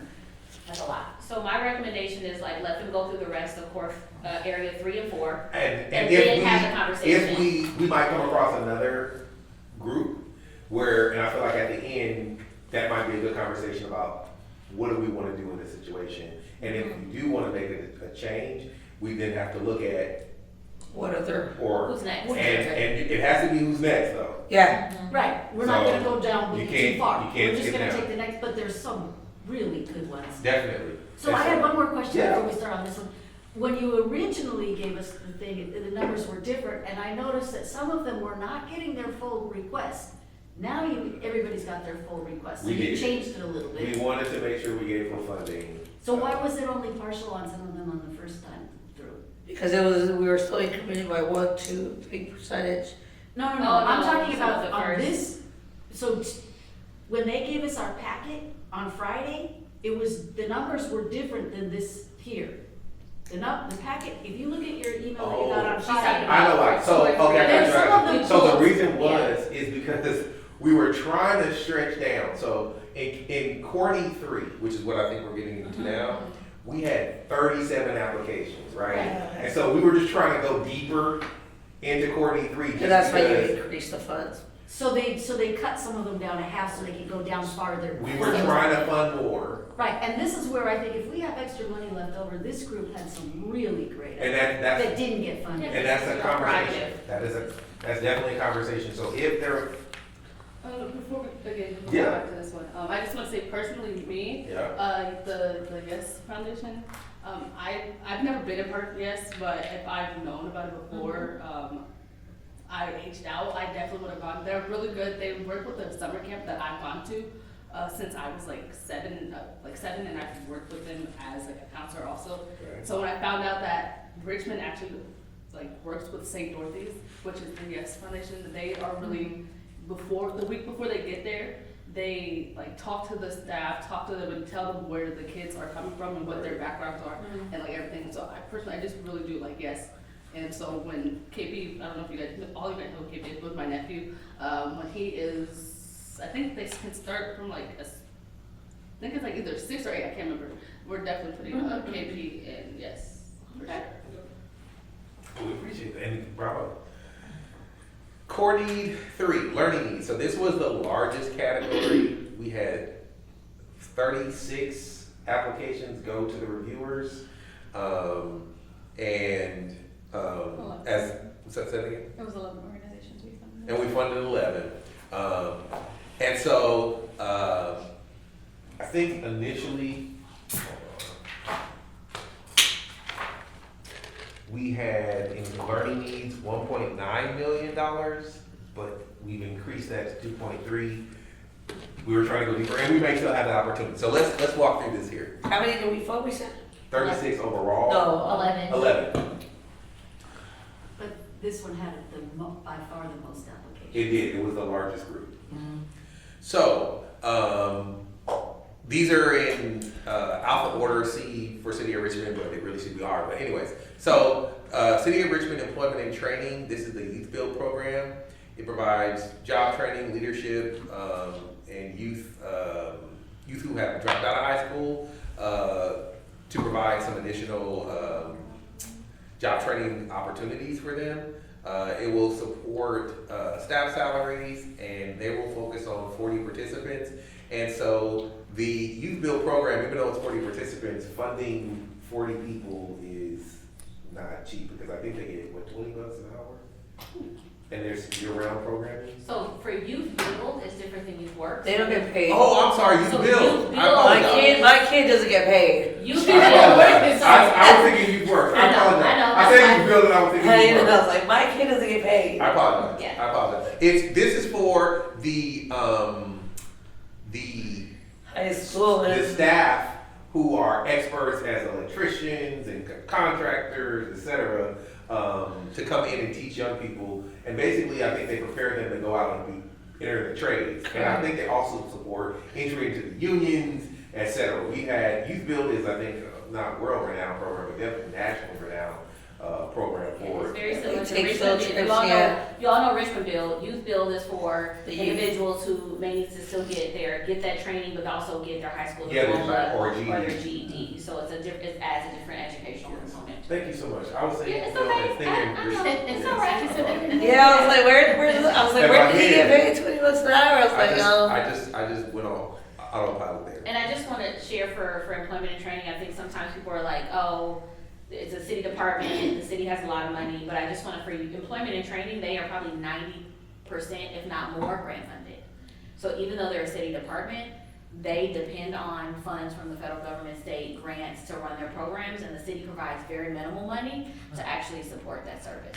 So I just want you all know. the only thing is like for Richmond, the youth build, their advertisement says 16 to 24. 13 right there. It says Yeah, it should be 13. Um, I don't think it should be 13 unless I they're, think they had like a few folks, Oh, okay. I think it's predominantly 16 to 24, but they had maybe a few. I think their flyer only says 16 to 24. If it's the change, then I'll ask around and recruit more people. Who they collaborate with? This one, let me double check. I think.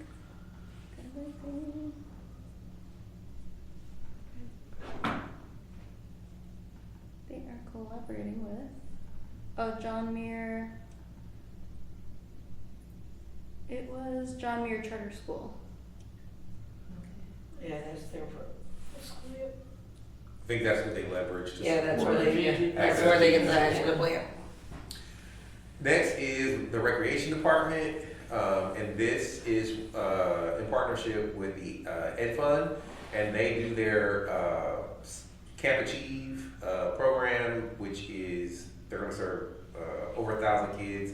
This is a program that we have funded consistently. I think it is a great program, a great camp that the city provides free for local residents to come during the summer.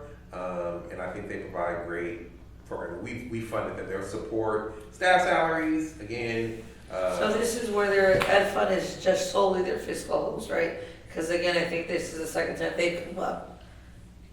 And so if we do, They're the fiscal sponsor. yeah, so if we do, Oh, I don't know if they're the No, fiscal I don't sponsor. think, I don't think they're a fiscal sponsor. I think Recreation applied, this is a 10-year partnership with the Ed Fund, and the Ed Fund goes and finds the teachers that then Okay. provide educational support during the program. okay, So But it it really says is, single agency, so. Yes. it shouldn't be, it should be a C. Oh, Yeah, it should be a well, C. Yeah. Oh, okay. And just to clarify for employment and training, the John Muir Charter School provides the academic training, so they get the JD high school diploma. Okay. East Bay Center is coming up again, and we'll probably discuss this towards the end. They will host a Music in Schools project. It's a collaborative with the district for visual and performing arts program department. They will provide multicultural education for students in 7 highly impacted elementary schools. and they will support staff salaries and also educational programming. It'll be 83 participants, almost all teens, mostly young women from 13 to 17. And so we will obviously be circling back to them. Fresh Approach is next. They do great work. We like Fresh Approach.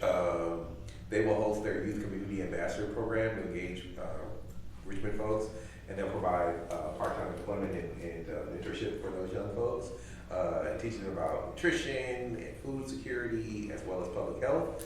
It's a 9-month program.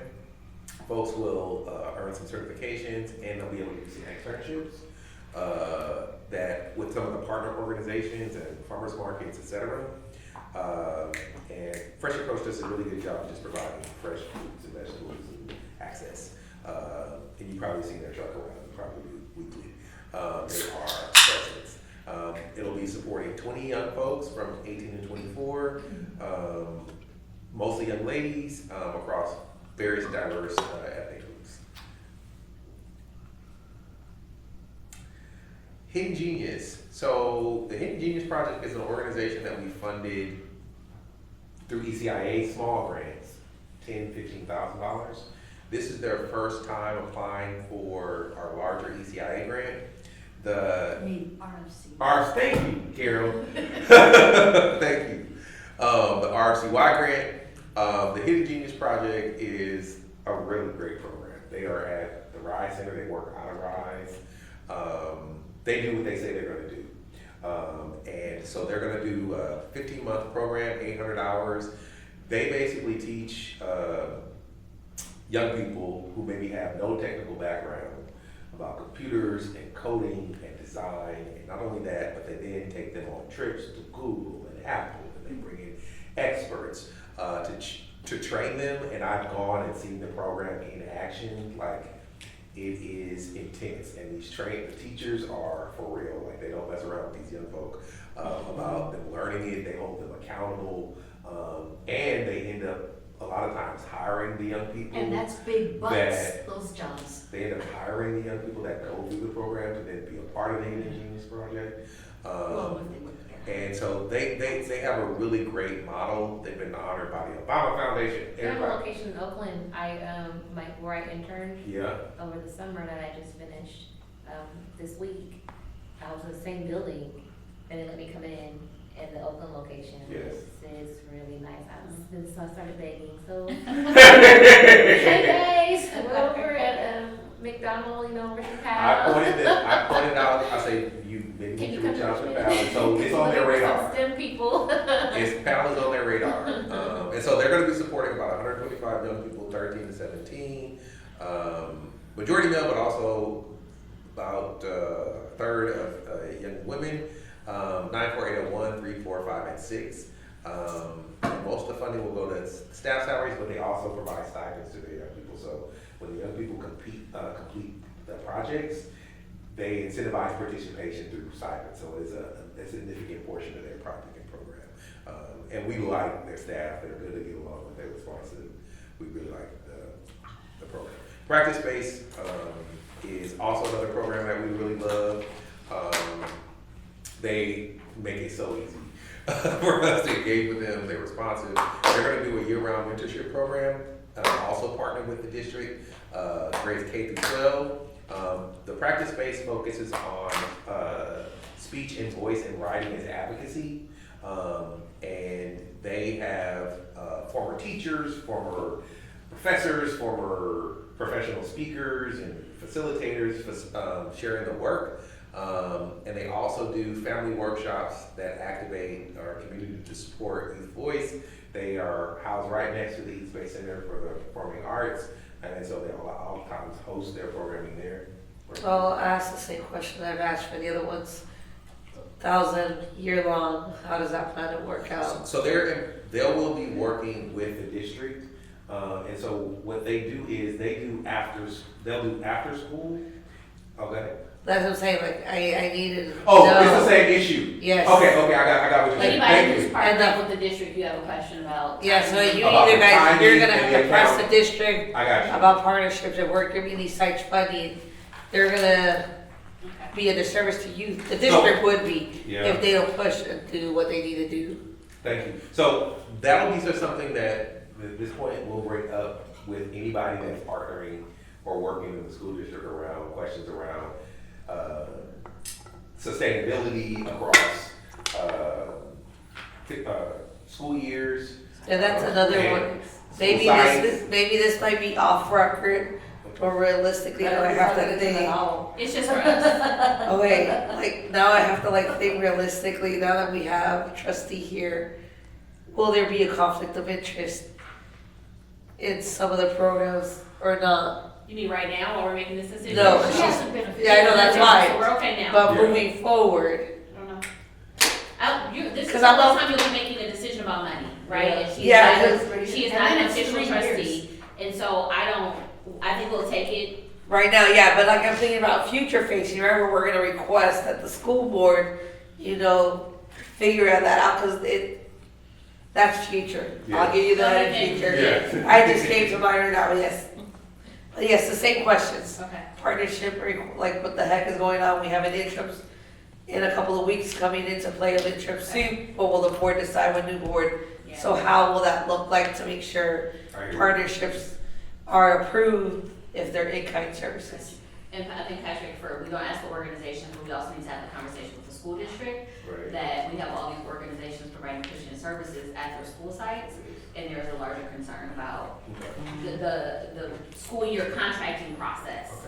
And can we get any sort of guarantees for the programs that that this board is funding Yeah. to ensure that there is at least 3 year, Yeah. as long as people, of course, are doing what they gotta do and there's not no foolishness happening, how can we get some sort of assurance that these organizations can continue to provide services in their schools? So that face department needs to be pressed. Okay. Ms. Blake needs to be pressed. You said the who? Face department, Face. family and engagement, community engagement department. Okay, I was like, I'm just like face to. look at that face. Next is the Richmond Freedom School. This is an organization that we have funded in the past. They do a 6-week summer intensive for 150 Richmond students, TK to 8th, and they provide to curb some of reading losses, so they do a lot of literacy during the summer.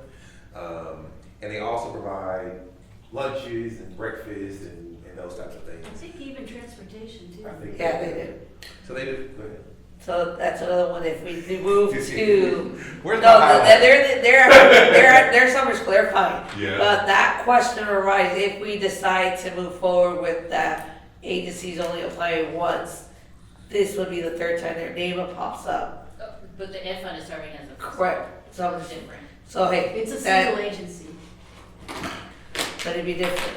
Yes, as a fiscal sponsor, they act as a pass-through Correct. to the funds for Okay. organizations Okay, who don't make sure. have fiscal, Just don't because have my- 501c3. Just because my kid said, am I gonna go to Freedom School again? And I said, I don't know.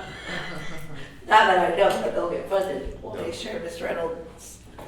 Definitely. I got to do a story time, which I thought was really cool. Like they invite people to. Yeah, at 9 a.m. show up. Yeah, and you get to read a story, and it was just really, it was a cool experience.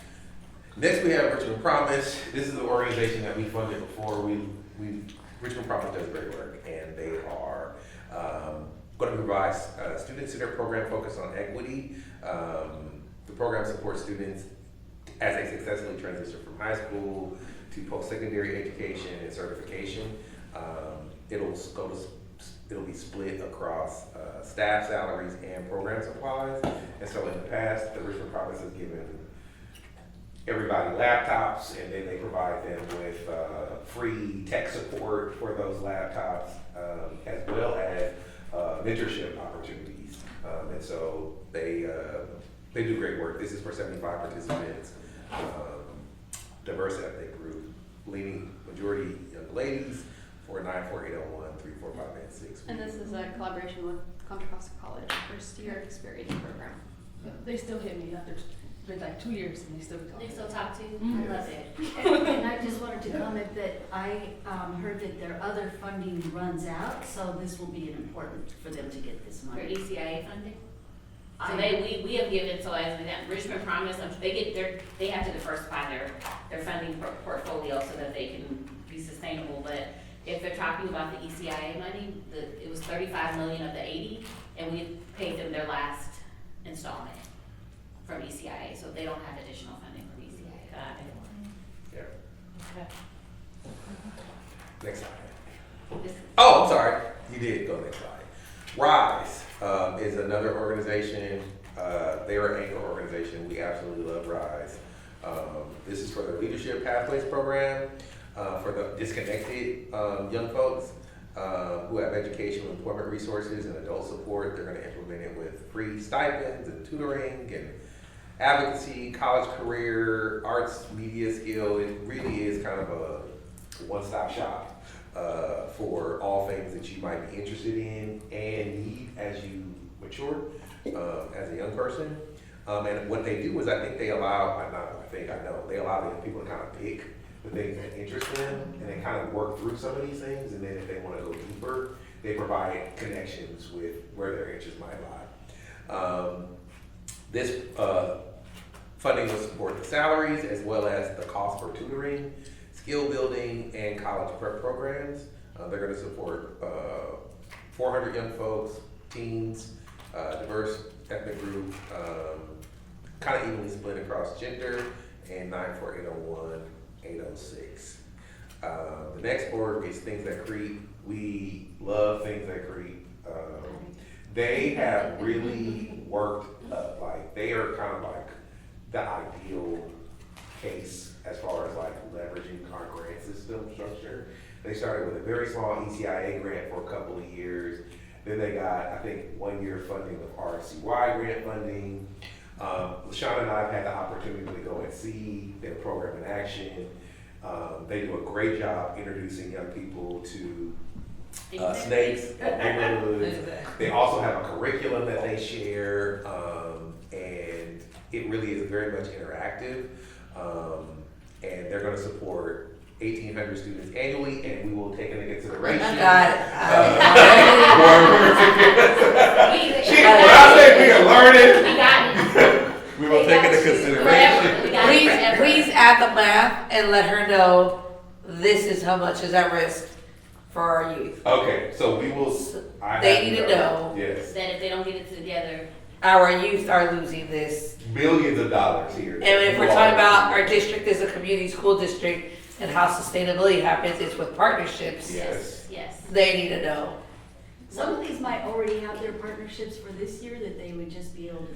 They Correct. have, because they had to show us record Yeah. that approved that they are allowed in, but working with Sakara is educating, at least me in this space, that just because you have programming for 1 year doesn't necessarily mean you'll have it for subsequent years, because the leadership at schools change, the process for contracting Yes. changes, and so multi-year agreements could fall through if a principal is disinclined or changes, there's no interest, there are extended delays with finalizing the contract that can impact the number of youth that can be served. I'm already articulating. You got that fingerprint clearance, you Yeah. got all this. For Yes. future board members, for trustees, I don't know Yes. who they might be. My understanding is that for the district, they don't do multi-year agreements. They don't. And so that would be something that is of interest, because I can tell you the You have Office of to Neighborhood Safety has been trying to get into high schools and middle schools for free.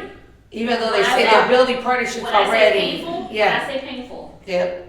And we started one, and we thought we were almost there. They're like, oh, it's a new school year. We were like, oh my goodness. Yep. And So you we have to start start again, all and then over. you have to align it with their SPSAs and all that. Oh my goodness. So unless you're Yeah. academically savvy, like the data of the school realm, and can align it to what their goals are, to the state priorities, then you can figure that out. So that's what I'm saying, like, it's not an easy play. It's not. It's really Especially if I'm sitting here like, yes, we're gonna go, and then I'm on the other side, how will they align to make sure they're academic girl? Yeah. So, So she's gonna question the other side. So we want to go, but I think what is, when we go to the district, Yeah. and just for We reporting might to need city that. council, Yeah. I think it's really important that we, find all the organizations that are providing services to the district, so they're getting money, but they're also getting, we're also funding 8 organizations under That are the also stuff, working. that in are the working district. in schools, and so the district, yeah, you got 300,000 or whatever, A grant specifically named you, but you're getting supported from programmatic support. That totals 1.4 million. Yes. So it's like, We and I'll need to explain, sell like, it. Ed Fund employs certain people to be at sites. Yeah, Those employees currently, right now, have not got a clearance from the district to be there, but they're still providing services. Yeah, they're. Ed Fund would be held liable if those employees do something, Yeah. something happens, okay. because they're still not in the We had clearance. some good conversations to have with the This district. is And our so, way. like, this, there's no joke, like, if Robert wants to come doing what he's not overseeing his company well enough, that's on him, but what I've heard, and I've found facts, they're not cleared to be there, but they're still providing services. Yeah. So I don't wanna hinder our youth, I got because these you. are great programs that our Yeah, youth can I benefit understand. from. So if they don't see it through that lens, that's it. So either Okay. someone needs to talk to Kim as the interim suit coming in, Okay. or figure out with our board members, like, this needs to be, and you need to hold your new suit to like build a partnership plan, like how will they go about? But Who's over the faces? Martine Blake, Oh, Martinez, okay, all right. Okay. which Who else? Martine and right now Summer? maybe Summer? Summer and Okay. Catherine will be playing now, but maybe Summer. Okay. And then if not, just go to I just Kim met Summer. Moses. I just met Kim. So, And Kim is Kim, frustrated Summer. because her math, Dr. Moses, her math ain't mathing, so I don't know who She's is the Dr. finance person, okay, we ain't gonna go, okay, but I got you, so Kim, and then, or Dr. Moses, Summer, and Martine, who else? Catherine.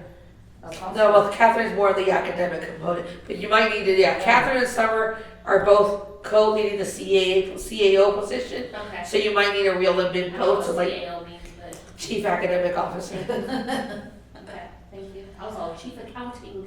CEO means something different here. Yes. Got it, we appreciate this will help us, okay.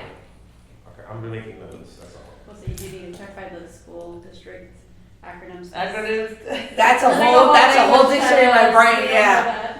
Okay. We need to know that. Next we have, finally we have for the Courtney 3 Learning Needs Watershed Project. We'll partner with the district. Another one. I wonder if there's anything we need to consider. No. But they'll be doing interactive programs for 600 K through 12 students in Richmond. They will engage them with curricula and build next generation science standards, education.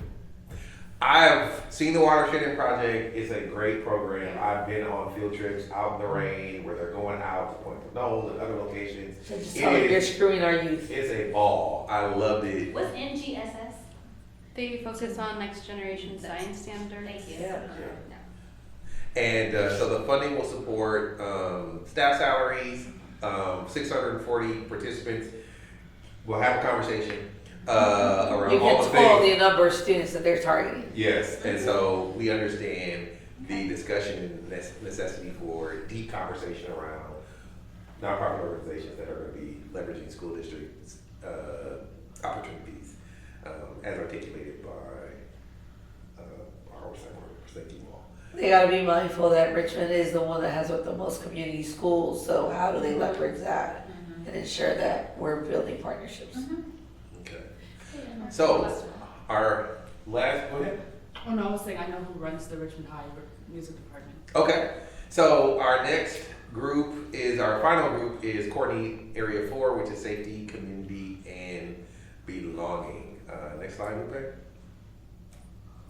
So, Big Brothers, Big Sisters, Bay Area will provide mentorship, case management, and enrichment activity for Richmond youth around social emotional well-being, educational success, and to mitigate bullying and violence.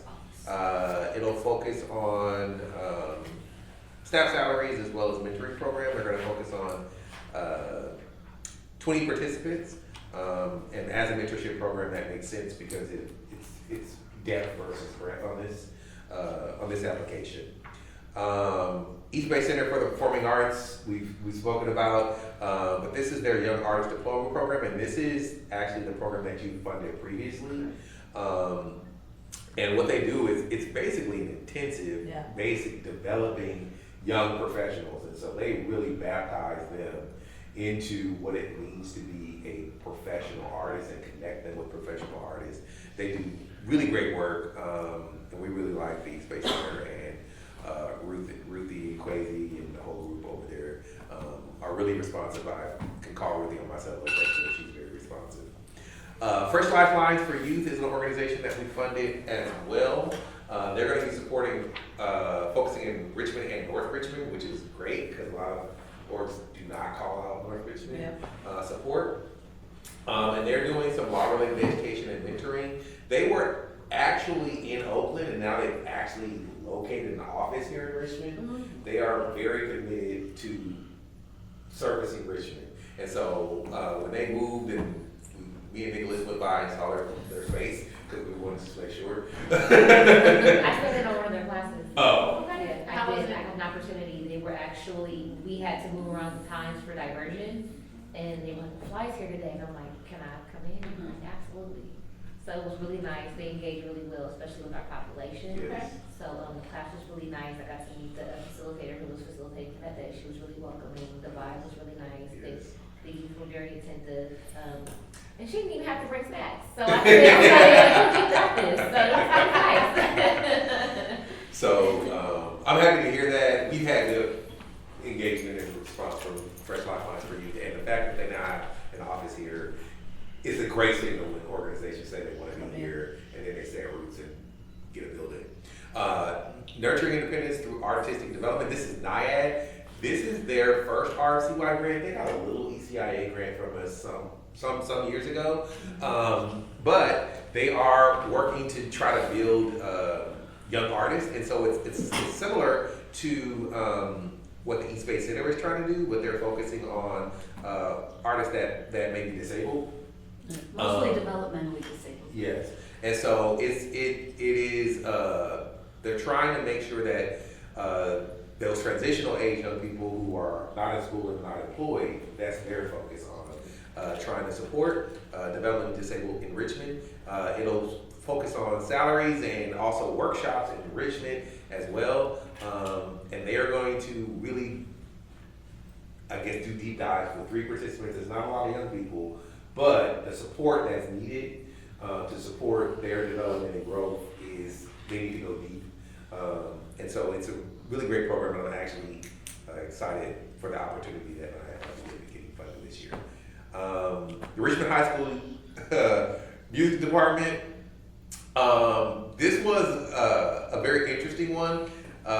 We didn't see it coming, but it came in and it made it. They're going to be supporting youth-led space for 150 low-income students of color to support Richmond residents at events. And so really this is about their band, right? Building out their marching band and their music program at the high school.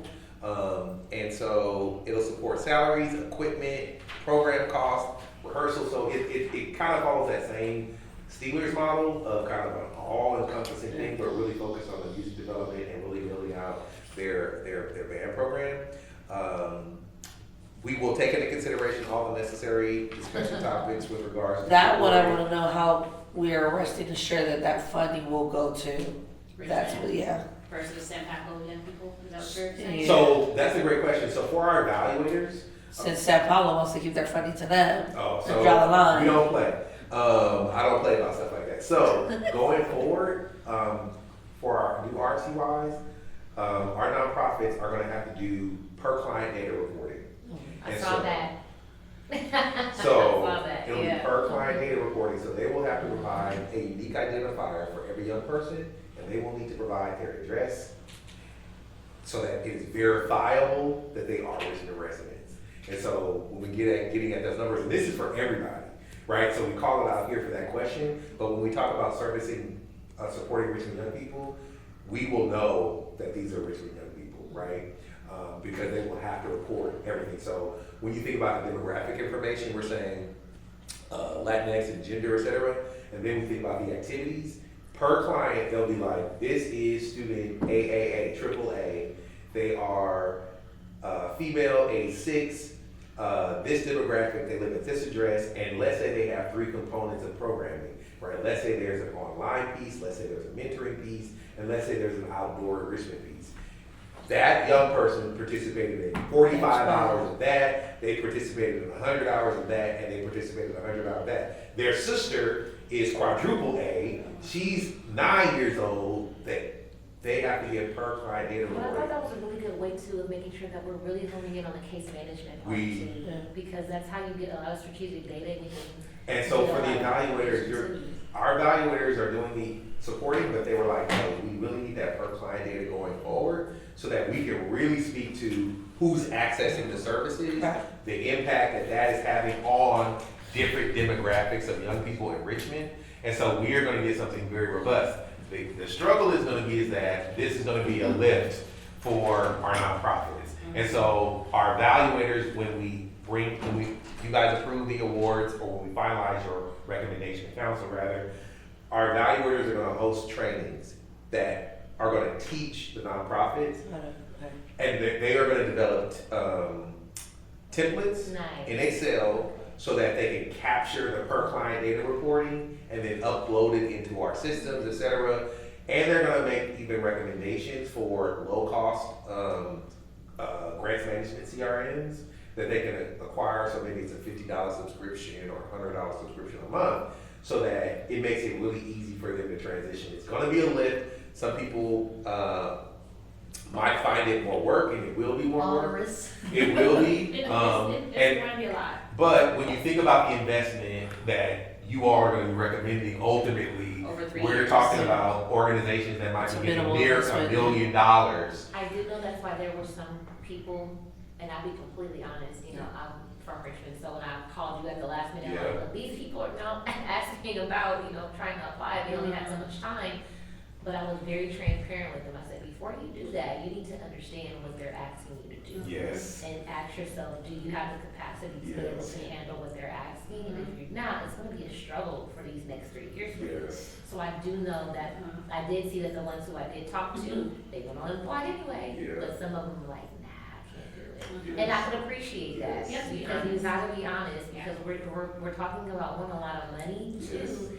Making sure that you guys are able to deliver to these Yeah. young people. Absolutely. And at the end of the day, we have to see if the needle is moving. Like, are we actually seeing change in the way we want to? And we can't do that. I mean, for the first 3 years, we're like, we're getting started, we're trying to figure this out ourselves. And so we're like, just give us data, and we have the evaluators looking at it. But now we understand, because we knew from the beginning that client level data is what we needed. We were not at the trying to make it place easy for the organization. for us to even Yeah. collect that and do that. We knew that's where we were gonna go, because Oakland, San Francisco, that's what they They did. told us. They already, that's the best practice, and so, and I think you mentioned that the evaluators will also be doing technical assistance. They are. Also training and TA as needed. They are. And so that's a piece. We see here summer search again. We'll have a conversation about duplicates. Yeah. That'll be a decision that you all can make. They'll be hosting the one-on-one mentoring that we were talking about for group sessions with peers on campus to support college students and belonging, improving social emotional learning skills, non-cognitive skills, etc. This funding will go to support the expenses for the mentoring as well as salary and programmatic costs. Again, this is not a breadth situation, this is a depth situation. Serving 44 young people, predominantly those that are in teenagers, Latinx, and 94801-806. Finally, we have Touch a New Life. This is a newer organization. They're trying to improve job opportunities and readiness for young people, to connect them with opportunities in public service and public safety. So that could be firefighters or EMTs or police officers. I think they're in the school, so we're going to take into consideration they're in the Did schools. they apply for ECIA also? They did. Oh, okay. They did. You are correct. And so they're going to be supporting staff services and training certification. So they're really trying to push young people actually accessing these types of career paths.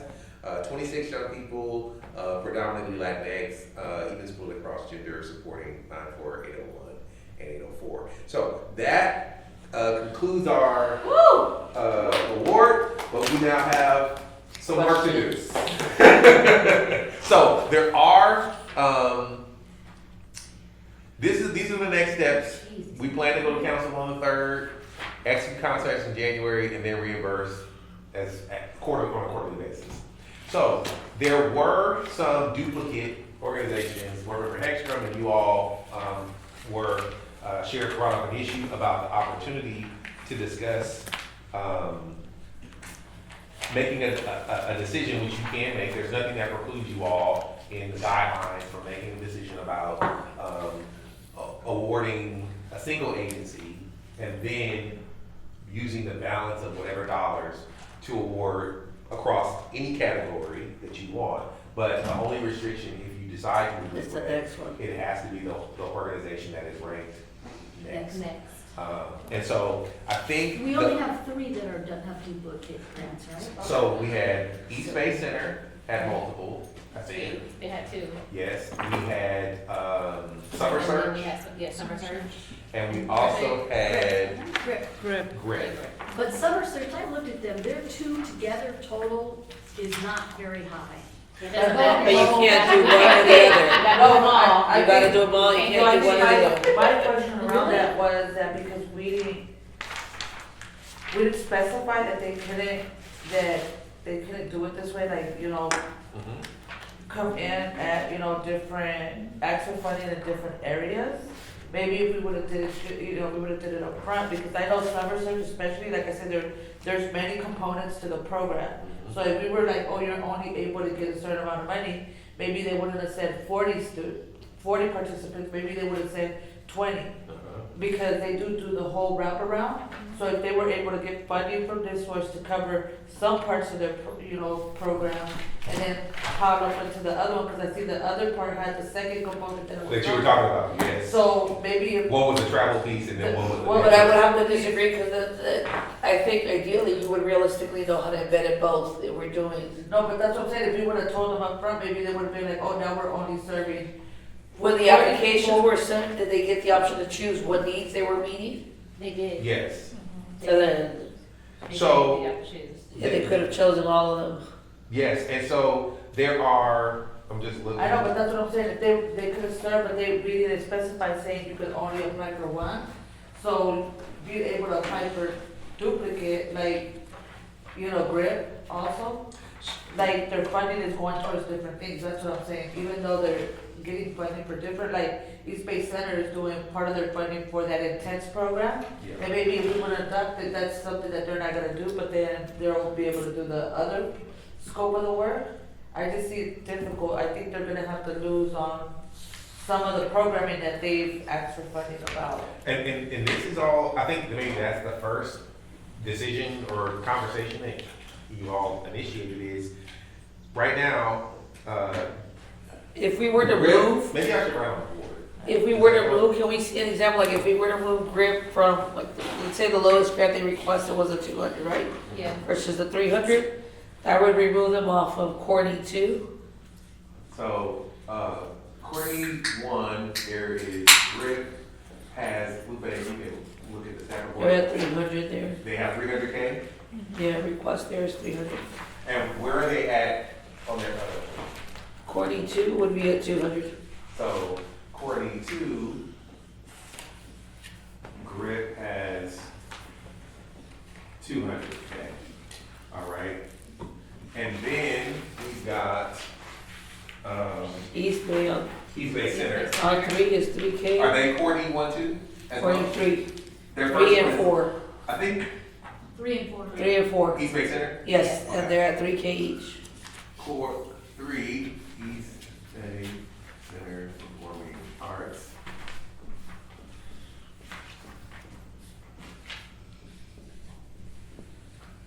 And how much 3K. for both? Yeah. For each. 300.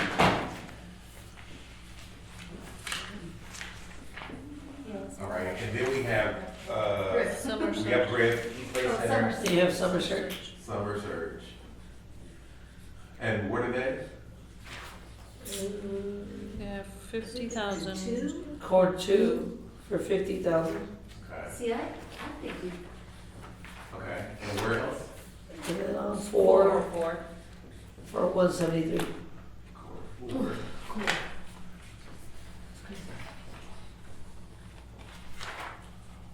One Are second. they both single agency for both of those? No. Summer Search is single. Summer Search is, but not for GRIP. I know. No, I know, I'm wondering about, Okay. because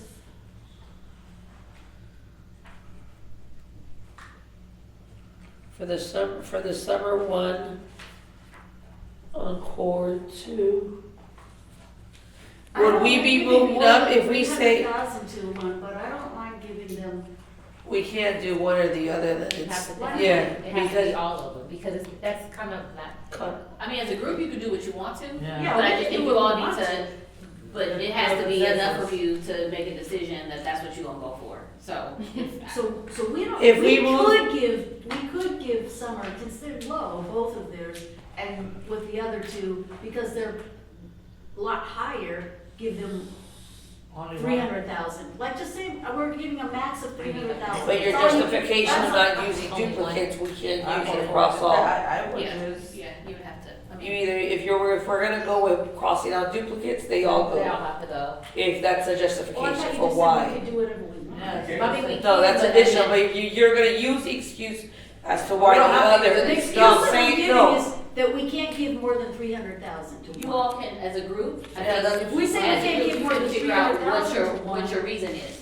As a group, collectively, you all need to figure out what you want. If it's, you don't wanna But do we- duplicate, then you need to do that across the board. If you're like, we don't wanna give more than 300,000 to an organization, you all would just figure out whatever your rule is so that we can justify it. yeah, so that's what she's saying, that you know what she's saying is that we don't wanna give more than 300,000 to each, Because to it's what too organization. much. But since Summer Search is under the 300,000 between both, then we would give it to, on both of the categories, because they're under 300 together.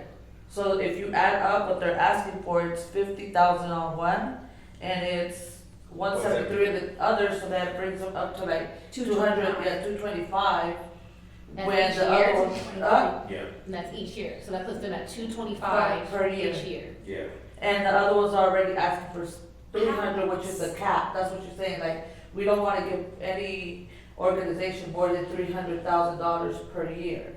I totally agree, and I see what you mean, because that's a lot. So if they It's were a to add, large amount of money. You add that up over years, it's over $1 million, so if Very. over $1.5 million dollars. That's a lot, and then to what I was saying, I mean, a lot of these programs have been funded by a lot of, you know, our ECIA grants, they Yeah. have received funding in the past. They Some of have them received- are RCY grantees. in the Yes, past, they yeah. have, and so I think it'll be. These two in particular, East Bay Center and Grid, Yeah. have all held RCY grants in the past, multi-year RCY grants. Yeah, so, and that's a lot, that's, And they $1 both million. have a lot of other outside sources of money. They don't, their programming, I think, is very sustainability similar. is So very we're- clear so in all we're- their applications, like, so they were, you know, saying, you know, how they were getting other funding, but, I mean, so what you're saying about summer, for this one right here, I mean, I see what you mean, so if we're gonna do it, do you mean if they're at the cap, which is 300,000, then it's a no? So, They get the 300,000, but they don't get more than that. That's what I'm And if saying. they're less than 300,000, then it's okay. for them to apply in different categories.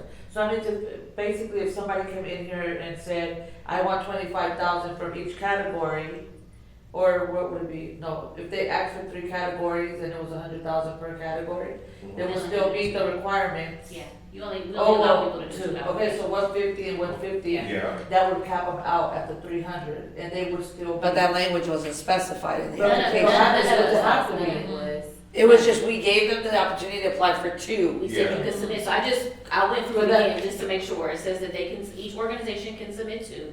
If you are serving as a fiscal agent, that doesn't matter, And we, right? we could approve however we want. And it says here in the reviewer proposal review process, it says RFC staff will be with the committee, which is the reviewing committee, with the average scores and ranking of proposals within each party. Committee members will utilize this information to help make recommendations to the oversight board. The oversight board will review, so what you are doing now is the committee reviewed, the committee being however many people. Reviewers. All reviewers, Yeah. they review, they provide scores, it's coming to you all. And so now you all are reviewing committee recommendations and will convene, which is what you're doing now, to approve funding decisions at your public meeting in November of 2024. Award recommendations will align with the strategic objectives as detailed in the strategic plan. It doesn't say, But if we, wait, so if we go and we're doing this, I'd be in favor, but I would wanna see where emerging, small and emerging, cause if we're taking this amount, I don't wanna necessarily just throw the next one that's single or collaborative. Can we get to see what are emerging? There was a We're really doing- great emergency. Because their emerging ones are like In smaller funds that we group can might give more opportunity. Maybe, yeah. In That's group an 3, there was opportunity. a great one that I would love to, the one that was. So do just you all open. wanna make You gotta go this this decision first? You gotta make and that. then Make the decision you know first. Yeah, what that's you fine. have. Can we make a motion? So if they do it, Well, it's below. somebody make a motion? Well, we don't make a Well, motion, we you have would- a motion. You would wanna Where you have make an your additional decision, fund to that, so. and then Motion at to the approve. end, you will make a motion This to is what we'll be approve getting. The whole thing. with Recommendation.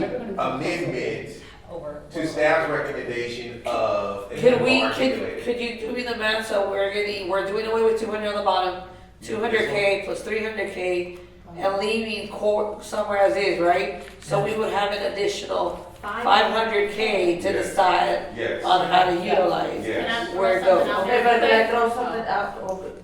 I think we also not just base it on the money amount. I think we should also look to what the program is that they're offering and what program we wanna fund, because remember with GRIP, it was, do we want to shelter bed and food, or do we wanna focus on I the think we're health? looking at the max No, amount. no, no, but I'm saying we also have to look at the program that they're offering, cause one only does food and shelter. But that's what and I'm the saying, other if one we're giving the does- max, I would stay with the 300K that gives them I more. just get it, Stephanie, but And that's I'm the one that saying. they're partnering with as Yes, well, I- so they have, so for the one that's for 300K, they're actually partnering with somebody that's gonna be providing. They're gonna the split it rest out. Yes. Right. Yeah. You're just saying you wanna just have a conversation. About no. what the program is. What You the- wanna know which one is which, cause you're gonna have to make a decision, are you gonna go with core 1 or 2 for grit? Yeah. Are you gonna go with core 3 or Yeah. 4 for Well, each for center? 3 or 4, yeah, we can decide we're like 3 or 4, which one is still So she just wants to 300K.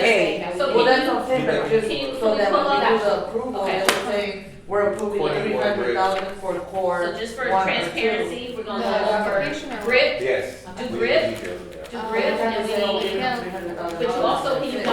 Can you pull up I the, was good to I'm do gonna this, do that's this why one. I was assessing it like I I'm was. gonna do that. I'm gonna do For this this one. one, 300,000, I don't know if you have they're access. in partnership For me? with Yeah. the one. No, I'm just doing this, I wanna pull this one. Oh, you're just gonna, oh, Yeah. here. But like, Because grip is here, right? can you pull it to where we can see what the next one is? But what I'm saying is like East Bay, they won't ask you for the same amount, but we'll. Yeah. know Yeah, there that it is, we're it's gonna on top. fund, Okay. we're gonna fund the- So for Okay, point like, one- the Wait, executive one, sorry. or we Hold gonna on, fund just the regular programming that they're doing inside the schools, like which. So we're gonna read. Yeah, so that's what I'm saying. We're gonna do GRIP right now, we're gonna read what is their program in Core Need 1, which is for 300,000. It's on the screen. They're partnering with early childhood mental health, and they're doing mental health and case management, supporting unsheltered children and their caregivers. They're doing 60 participants. The funding is to support staff salaries and overhead. And they're doing mental health assessments, therapy, child parent workshops, and case management. Okay, so that's Yep. Core Need 1. And now I'm gonna go to Core Need 2, right? Yep, Courtney too. Alright, passed it. GRIP is, will host a family shelter and food program offering emergency shelter to 100 families. And this is their standard program. This is what they're already doing. This is 200 participants, this is everybody up to age 24. So, So this is 200, so some of the criteria, I mean, you don't have to utilize it, but some of the difference is, this is their standard program, they're serving 200 participants doing this work. The other program is focused, right, around therapy, workshops, health assessments, there are only 60 participants per year. But the program is more tailored to mental health support. Right. So, And there, it's something added on to what they were already doing, which they'll probably already do even if you don't give them. My point exactly, so that's why I was saying, and then they're partnering with what we're needing, that's a core need. We need more entities to be providing those mental health services for these kids, so. can we do like a hand raise, even though it's not a final vote? Okay. An informal hand raise, do people like for GRIP? Core 1? right. If you like Core 1 versus 2, This is their raise your standard. hand for Mental Core health Area first. 1 for the first one, if you want to Okay, fund. I have a question. Can you read the people that they will be served, because it said 60 participants? Yes. And I think, you know, when it's talking about 60 participants, I think that also narrows the amount that they'll be serving, because there's always a high turnaround at GRIP. But my also concern with that is that's not really our demographics. Yeah. It's mostly adults. So not to say that they're helping families, but it's to my experience, GRIP has a really quick turnaround, and Correct. it's usually with adults, not with the children. If we say, okay, with the early childhood mental It's for the development youth that they're program, serving. we know that these kids that are coming through the program are gonna have connected services to I know, but- get these mental health needs met. And it's not saying that Well, we're bringing even them though to it's vote anyway. 60%, I mean, it's only 60, 60 only participants. 60 participants compared to the turnaround in the family, because I've seen, you know, families, so go to GRIP and it's like 5 families, they might be there 2 weeks, and get shifted somewhere else, and there might be a total of like 12 kids, you know, between the families, and then there's another family comes in, so they'll be filling up that 60, just in my mind, it's like it won't be a follow-up, it'll just be, you know, easy turnout to whatever the needs are right then and there, because it's not something that is a 6-month, 8-month process at GRIP. So then we ask the question, do they need it? Because they don't have an issue with getting funding in this area. Yeah. This is like what they do. They consistently have people funding this part of their program. Right, we wanna fund the other part that they. Well, that's what I'm saying, that we that have to they figure out, wouldn't be able like, to do unless we funded them. The other part, they're gonna do that anyway, even if we fund If we them. fund it but, or not. and to me, it's just like, is it worth, my now thought frame is it worth investing 300 That's why we're bringing them to vote, right? into a program that might only fund 60 kids? Well, we 60 didn't read children? the grant application, but the reviewers did, and they thought it was worth funding. I actually looked over that, and so Okay. the only thing that I had questions with was, and that was with that red flag was, is it gonna be repeat of the services because it has such a high turnaround, and that's why we're saying if we're going to be, are they gonna be duplicating services? So GRIP said, but, and you made that clear that they're not. No. So that For was the like- second one, I checked it out, and I would agree that it seemed more of an adult-facing services than youth. So I would not go for core 2. And that's what I looked at on That's the why we're- application, and I all of fast us are forward, voting for I had one. questions about core two, I mean, well, I didn't see that part, sorry, but that was my initial thing. Is it going towards the kids? Is it Yes. gonna, are we making sure that what they're asking for is designated for them? Or GRIP receive does more. serve a lot of older youth, and and the turnaround is very high. So, and they don't need the help in that area, because they need grant funding for that with or without us. But I do understand what you're saying, but that is not tailored towards more kids, it's not. All right, so So, Shauna was asking, Yeah. who supports? I think she just wanted something informal, that where were the leanings on the GRIP, this is the mental health program, and this is the unsheltered support, they're kind of standard programming. This is the mental health support program, so I think she just wanted to do a kind of informal tally, if you all were willing to do I that. don't know if you wanna consider whether the amounts, does it vary when it's a single organization, does it vary when it's a collaborative, first one's a So collaborative? this is a collaborative, so that means that they will be splitting dollars. So GRIP is gonna get some money and Early Childhood is gonna get some money. So it's up to like also early childhood will be supported with tracking the Yes. youth they're serving. That's why I go with core 1. We wanna get a Okay, reasoning so I also think- aligns for both collaborative and whatever rules or guidelines you wanna apply for, do your reasoning, making sure that it includes, does it include collaborative? Well, because now what you're saying is, and I get where you're going with this one, I just had to bring it up to both. that the second one will be going directly to GRIP. Mm-hmm. So adding the second to the first, GRIP would only directly be receiving $350,000. We don't know that, I don't know that. I don't know what the split Okay, is. what the split is. So let's- Okay. We're just gonna Let's keep it not to what worry is about asked and that. who's the name. Let's not worry We about said that part, let's 300 just go backs. with what we were doing before, which is, do you want core 1 or Core core 2? two. It sounds like we're all going for core 1. Well, no, I don't know. Well, let's do it, we're gonna do all hand. We can I do vote it. core 1. So we have 4, 5. No, the two with the other. 4. 4, core 2. I'm not saying. Okay. Oh, okay, all right. Okay. All right, so It is. 4, 1, we have 4. So this is, it sounds like there was consensus around the $300,000 Cap. limit. Cap, A yeah. cap. So for East Bay Center, right, they asked for the same amount, right? So on this one, this again is your prerogative, and so LaShonda's gonna pull up their core 3 and Music in 83 schools. participants? 83, music in schools, collaboration with the district and their visual and performing arts department, a robust music education in 7 highly impacted elementary schools. And then core. And then, 4. okay, so that was 83. And then core 4 is 83 as well. This is the Young Artist Diploma Program. Grades, this is high school, so the other one was elementary, this is high school, or junior and high school, excuse me, in partnership with the Family Justice Center, integrating violence prevention education with creative youth development, fostering cultural identity, self-determination, and community. So this is a Same amount of collaborative. students, same amount of money, I think, elementary versus high school. I Junior like and the high. one that does the music focuses more, are they both I'll focusing do on music? elementary. No. Every, I go well, core 3. And I wanna say the difference with the way that they're doing it is, from what I know of East Bay, so the first one is directly inside the schools versus the second one is at the actual center. So the second one is, the intensive program is designed to be done at the center, so they're not in the actual schools.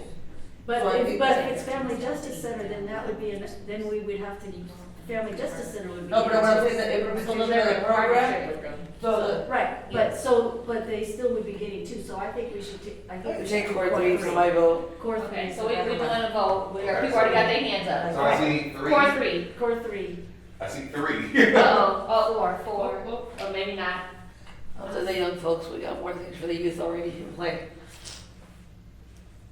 I would give them 600,000. No, No, my no. core, because if I'm being like, I mean, we all work with kids, right? I mean, but I mean, they're splitting the age differences. yeah. And my question is, how significant is that when I saw a lot of the work that they do, they collaborate all together. They just work with them separate Well, because It's 2 different programs, so the different. they're they have- actually in schools. So the This first one this is one in the is called schools, music in and the schools. second one is at the East Bay Center. Yeah. So that program that they're offering, that intensive care program for middle school to high school is Right. really an intense Right. art development program that they are in it for like 4 years, and they have to go in through the whole program, Yeah. and they give them really intense workshops. So it's kind of a follow through year after year, versus the 3 is just, I'm going into the schools, we have music class, we're playing the drums, we're dancing. We have an instrument. We have an we're instrument. playing in the And we orchestra. have Foundational bands. skills. Not in a band, it's just Oh, they're so- programming inside the schools directly. That Some of could them have be like once the a week, the it could be twice a principal, week, yeah, how or they set it whatever up. the site is. And And the the alignment, recitals and all that. but then we also have to take into consideration the alignment of what Stephanie was saying before, having to work with the Yeah, 'cause school middle district and high to school be they offer that. that on their own, so this is like. They have been consistently So in the maybe schools though, 4 right? would be For a long better? time. Well, they have been consistently inside the school, inside the schools, different schools. But like I said, I vote again. Are we taking a vote? Did you write I mine already? don't I- care. Okay, So I did let's core do- 3. If you wanna do hands, okay, go.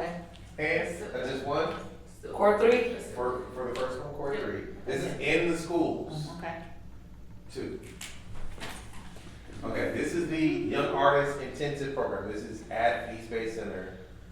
Okay, so that's 4. All right. Alright, so this one That one wins. and this one. And then both of those, is everybody, hands for both? Yes, for both. Hands for both. You're okay with For those? summer, I see 2 Yeah, hands for both. abstain. Oh, Summer Oh. Search? Oh, Just- yeah, that's, just summer hands. search was already. I just wanna make sure, I want some hands. Hands for both, core 2 and 4 for summer, so you get 2 grants. 1, 2. We got 3. Is the rest of you, is it one or the other? I would go for core 4. Court, okay, so if you want, okay, so we got 4 for both, 3 for both, 3 for both? right? 3 on top. No, 3 for both, Yeah, like that swivel. okay. And then, how many for core 2? Oh. By itself? How many for core 4? And not 2 core Okay. 2? And then somebody didn't, 1, 2, 3, 4. Somebody else Somebody said. You abstained. I said for both. You said for both, who I didn't, didn't who would? You didn't, okay, do you have a feeling either way? Your choice. You abstaining? I guess we can go both. Okay, Okay, so then that's 4. okay. Alright, so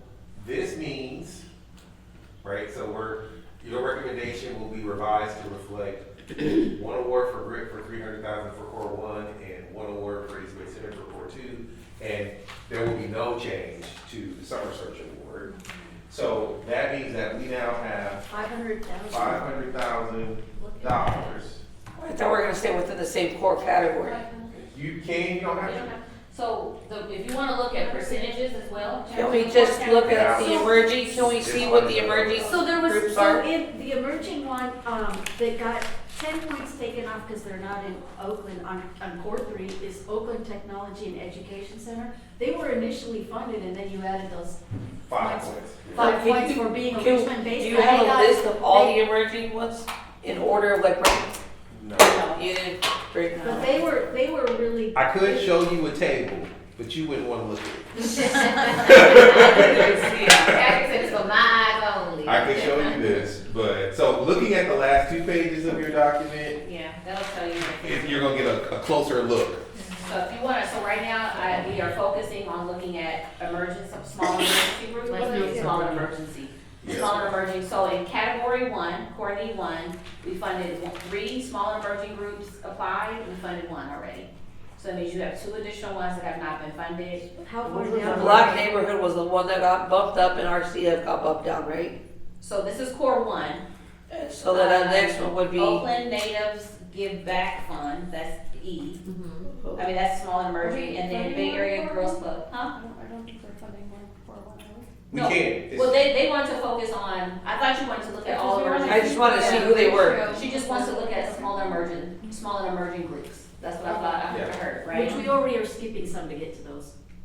Well, yeah, so I'm You are just, allowed So to skip. skipping is. Yeah. For small and emerging is allowed. so, Yeah. okay, so you But funded. that's a $300,000 grant, just pay attention to So if you go to that. core 1, no, you can't, but yeah, you funded black for neighborhood. core 2, So we nobody's funded- interested in core 1, Core 2. emergent groups? No. All right. What were the ones for emerging groups for, For core 1, Bay Area Girls Club okay? for 50,000, and then they were 17 out of 17. So they were the last. Their score was low. Their score was an 80.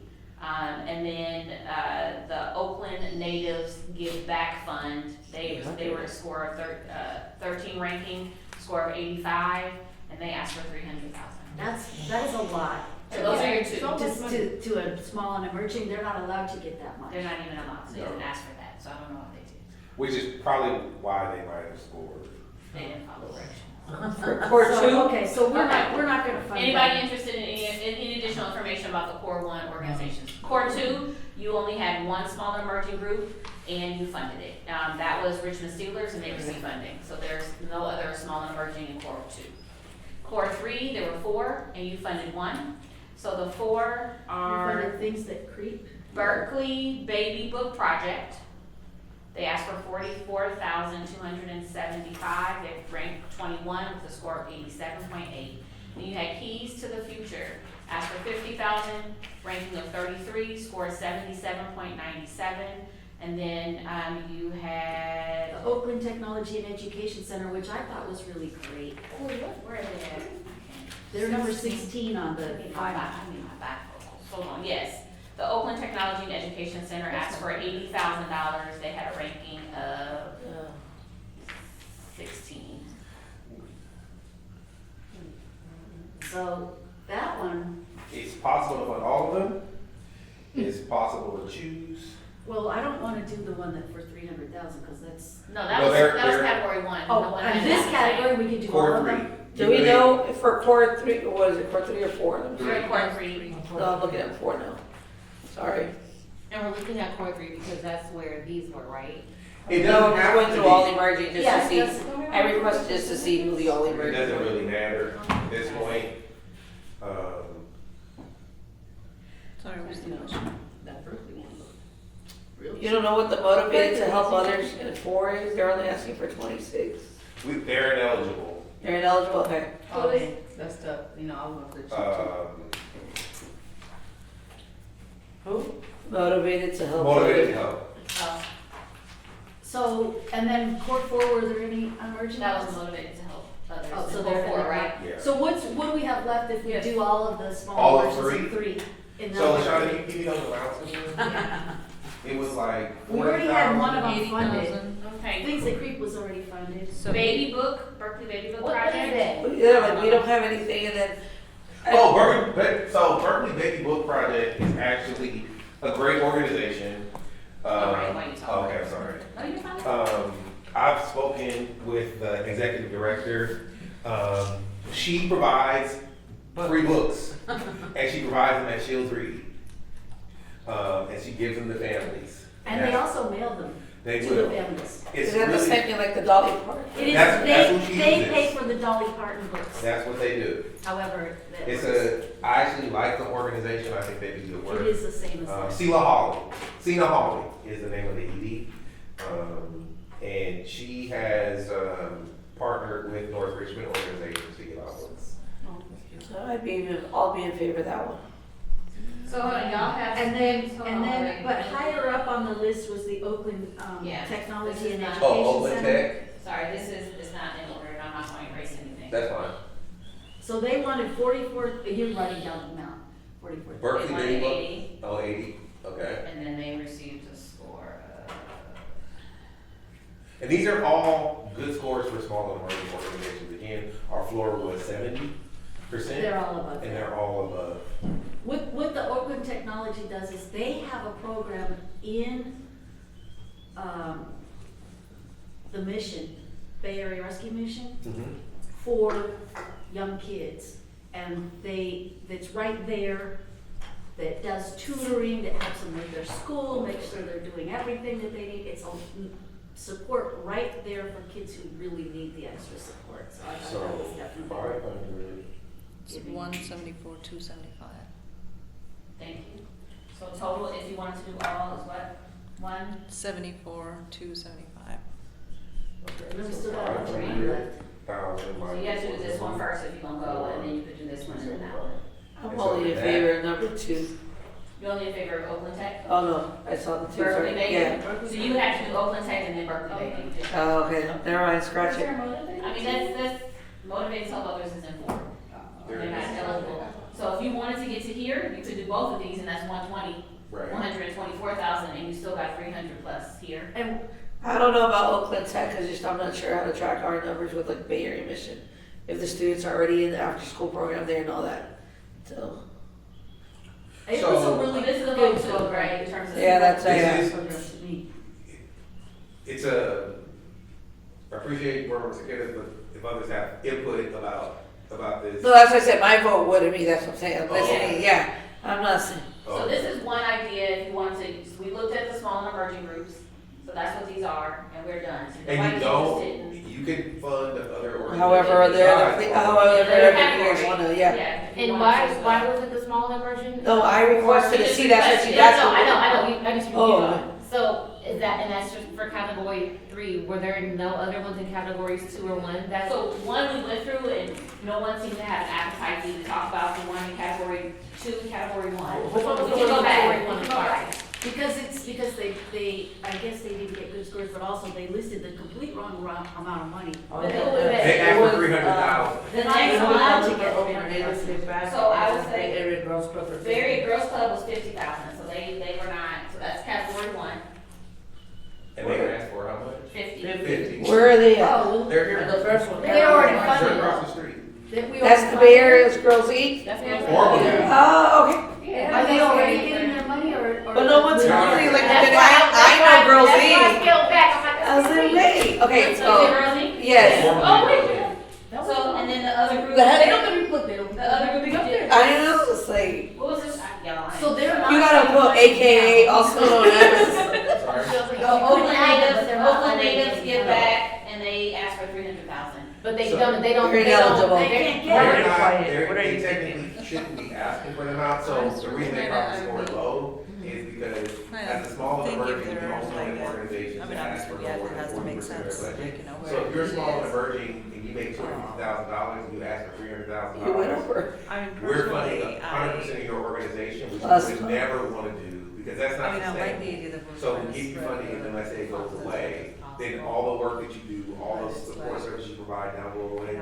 So we don't I want had that application, but I didn't choose myself, Oh, okay. so, yeah. But I was asking for those 2 up there. It's like Girls Inc. was because they only asked for 50K. They're, Okay. Yeah, but they don't use their AKA how I know their names, so I was like, I've never heard of it. yeah, their Bear Club is formally. I only know them as Girls Inc. Okay, so here are all your, Spreading the. here are all the small and emerging organizations that did not receive funding, they're all listed.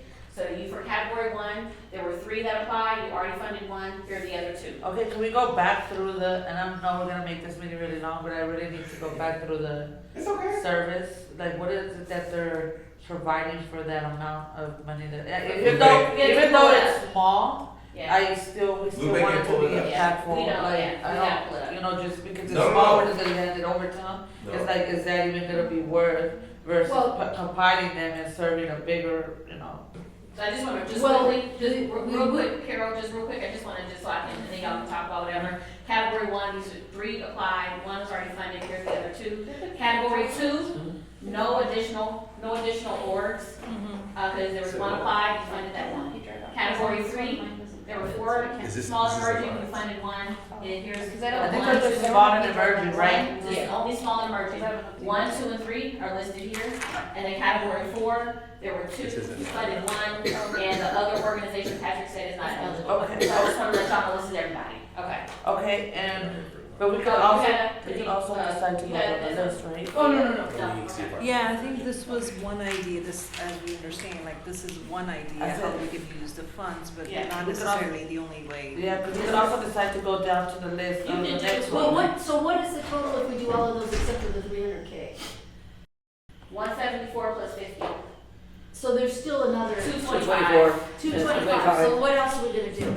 Okay, but, So that's 1. This is small and emerging. Someone asked to look at it. We did. okay, could we find out, okay, on the list, that we would be going down, So if we go this, to, Hold on, this- Carol. Let her this finish. where, first to see which one would be the next one to be funded? You On, know, here on in the group original 3. list. Not on small and emerging? No, just not small Okay. numbers, just on regular group funding. 3, which is the one that has. No, all of them. All of them. Okay. Like, Oh, if somebody of says that course, this one's but how not can you emergency. compare across all of them? No, but No. on the next one down the list, For each who would group. have got funded if. Which group are you talking about? On All all of of them. them. Okay. Core 1, Core 2, and 3 and 4. Okay, so for, core area 1, and I know we're having That trouble. would have been the accessing- RCF, right? We're having trouble accessing, It would be the so. Seneca family.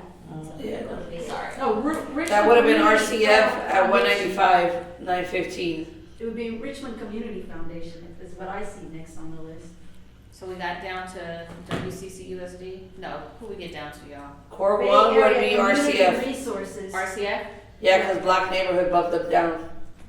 So And we- then we you skipped did do community, RCF, right? Okay. Richmond Community. So yeah, it was, Foundation. RCF is the next one. That would have been at 195, 915. Yeah, I don't even have no more. Can I erase this? Yeah, we weren't voting for them yet. Y'all good? Okay. But can I just say something?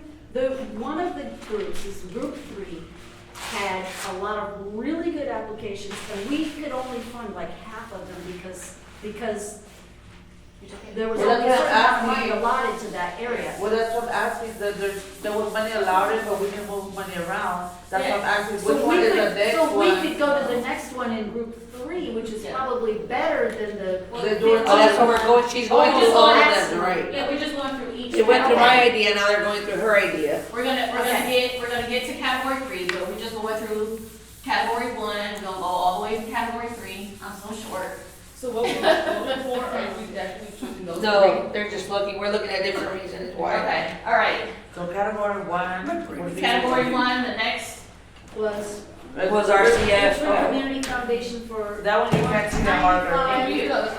it was pretty when I was writing it, it was looking pretty. That is I said, that it is didn't beautiful. break well. RCF, At 195, 915, 195 what? 915. Okay, Okay. That's for group Core 2. 1.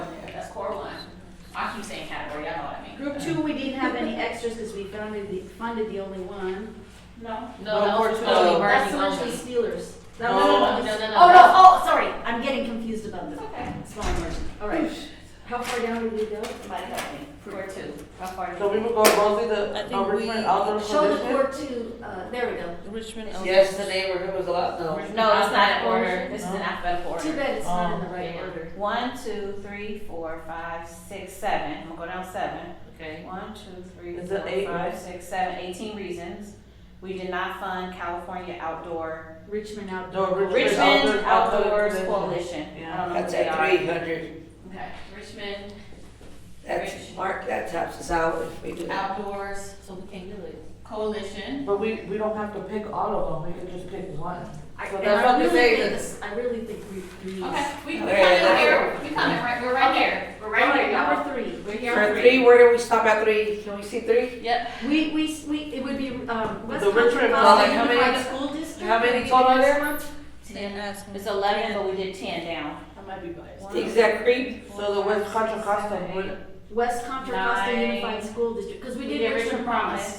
Richmond Promise was the last So one. the next one is WCCUSD, but 300. So we did 11, we did 11 on 3? we did 11 on 3. So then it's WCC USD. Yep, but. But you What can is skip them because you already have We already have one of them, so they get At skipped. 300. I'm writing it So down. it's the Richmond but I'm Public doing this, Library, But I'm doing I that. want the Richmond Public Library, and honestly. that's Then at it comes down to 200. the Richmond Public Library And I believe Richmond should be Public Library. at 200. I'm biased, I won't say nothing. Okay. Yes, except for yes. And then for 4, where do we stop at 4? Okay, category 4, I'm coming under Is this here. where the Salesians would come in? How many were there in 4? Salesian? We need the next. Solutions, the Slide. high school? Yeah. Well, no, I think they after the boys and girls over there. 7. 3, 4, 5. And now mind you, 7. 1, 2, 3, Yeah. 4, 5, 6, 7. Well, let me tell you, we went down to 7. But touch There's only 11 groups in this category, so they had a high percentage of success. Awardees. Of awardees. I just wanna, let you know that There's as well. 7? Then we have 11, right? 11 out of 14. And you said motivated to help got disqualified. Correct. Yes. So then, yeah, it leaves the Salesians Youth Club. And they're also requesting 200. Wait a minute. I think what about nurturing? They're already independence? included. They're already granted. That's the Naid Center. Naiad. Oh, okay, they're already included. Okay, so Salesian. Salesian. They're requesting 200 as well. Which is a lot. and can we find out what they're proposing for Give me the. Cat 1, Cat 2, the RCF? I'm just letting y'all know, not that y'all ask me, I'm going down one more. The RCF. Did we already do Rosie? What are they gonna do? Did Rosie already get a for the grant? 190? No. I'm putting Rosie on here only And the because. reason why I said that because it was like almost. 84,950. Do we know what RCF wanted? So we could probably do, if we skip the Salesian, we could do the Richmond Library, the Rose City River, and all of those guys. No, you can't go. We Oh. only, they get 500,000 still. So, to get 500, this is what you have. Okay, so what if we do, if we do? Okay, Okay. Hey, Oh, Cheryl. Go ahead, go ahead. can Oh, we, we're okay, gonna no, do can I, I'm gonna Yes, take you order of chair. this, I am the Chair it. chair, I am Get the it. chair in Get that it. now. You gavel. Yeah, I need a gavel, I'm gaveling. There you Okay, go. Okay. passing it to board member Kadar. I was gonna think, like, just say that, if we go about, like, thinking for where the needs, core, needs, and, from our community needs assessment, we do know that mental health and the learning needs have the higher kind of percentage. Yeah. And kind of dividing from that perspective, like since we are splitting that money, 500,000, that kind of the core 1 and core 3 are probably the needs areas that where we can spend this extra, not extra, but this additional money.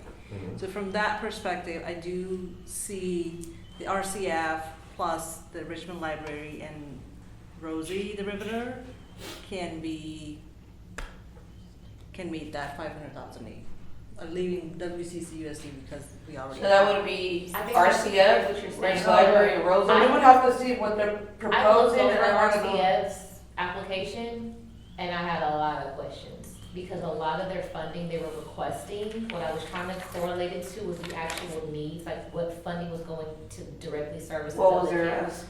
There Well, was that's a what I'm lot of asking. requests for like retreats for staff, and some of those retreats were requests for well over like $10,000, and it was on there multiple times, so I was like, if these retreats are retreats, So- it was like staff retreats. So- It's like, no. So what I can, so they requested about 195,000. Let me, read Yeah. their summary. Budget? Well, I can talk about their budget too. So the summary of the program is, embodied leadership, coaching, and equity for Oh. Black women and girls at I know. RCF Connects. Absolutely. Recruit 8 to 12 Richmond youth, ages 16 to 24, for the Strive for Greatness Fellowship to build facilitation and coaching skills, and sister circles and healing circles for 26 Richmond youth to have a safe and supportive services. And so I think the trainings are for the young, the 6 to the 8 to 12 Black women and girls they recruit are going to go through facilitation training. So RCF is going to recruit 8 to 12 folks, youth 16 to 24, and put them through facilitation and coaching trainings so that they can then host sister circles and healing circles. Can you read the budget though? Yes. So the budget is 195,000. 95,000 is for the salaries for the staff. 34,000 is for contractors and professional services, so they'll hire folks to train for group facilitation, for individual coaching and mentoring. And then they have participant incentives at 4,300, supplies at, 4,300? yeah, so Oh, they're, 4,300. yeah, I 4,300. think they get they get that Yeah, stipend. yeah, no, They're- I, They'll have $9,000 for supplies, so they'll purchase the fellows' laptops, and then they'll do travel for the fellows, and then they're gonna do, they have venue costs, so they'll rent spaces to host, and then they have food, etc. So that is the cost breakdown. 95 for salaries, 34,000 for contractors. Could you read what the Salesians wanted? Sure, 1 second. Before he goes, I'm just curious, once you all hear it, do people want to like hear all of them and then like Can we go down, we just keep going down the list, can we do the next? No, one because down? you have to do the next one. No, we in don't the have to do category. it, no, we don't have to do it. I just wanna know, do y'all wanna like take votes now, like on each one, like I love that one, or no, or do you wanna keep going and hear? Well, that's the- what I'm saying, because Stephanie, you're thinking we have to find the next one It's because down. that's what we agreed on when we voted the others out, that if we take them out, it'd be the next one in that category. And who voted on that? We Well- all, LaShawna said we have to do it. yeah, You You can't can't skip because it's by because of score. the ranking. They rated, the Oh. reviewers already scored, so you can't skip over what they You would did. have to change the scores, which we can't do. Yeah, Because they're already. Okay, so then, we either fund the community foundation, And we or would we have to don't vote fund on- anything from that category, right? And let me just point out again that Group 3 had a lot of applications, so the ones that are the next one down are really still very strong applications, whereas I'm not sure if that's the case in Group 1, I didn't score those, that one. But you're like getting down to the bottom, whereas in Group 3, if you go down, you're still in the high part, high scores. So if you would, I mean, I don't know if there's if folks Okay, what's- want to vote or if you want to hear. can we The just others. go as we go? Yeah, Just it makes more sense, so we don't forget and you're not going back. Yeah. So, So do we like, voting on just category one on yeah, just, RCF? For would be RCF? great. Wait, but how can Is we do that that if we don't category? have the money, if we don't? We're just voting if we like, and we agree on, Just keep or it, just or do we discontinue table with it? the move to the next category. Based on this idea of what we're doing right now, of watching each category. And we're, keeping it doesn't mean we're funding it, it just means we're gonna keep it out there for consideration. okay. So category one, who's up for keeping it for consideration while we go down this list? RCF, Hands, and, hands for affirmative, you wanna keep it, is that the question? yeah, do we wanna keep this? Yeah. Okay, one, 2, no's,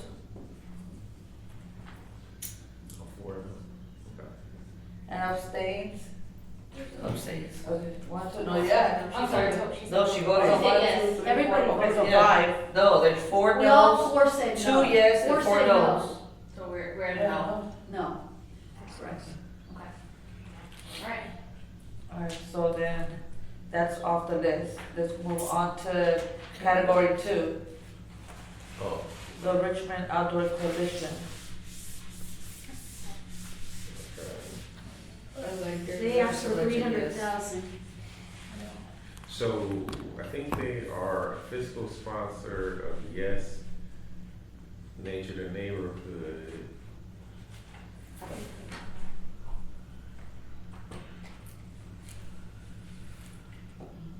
This is category 2.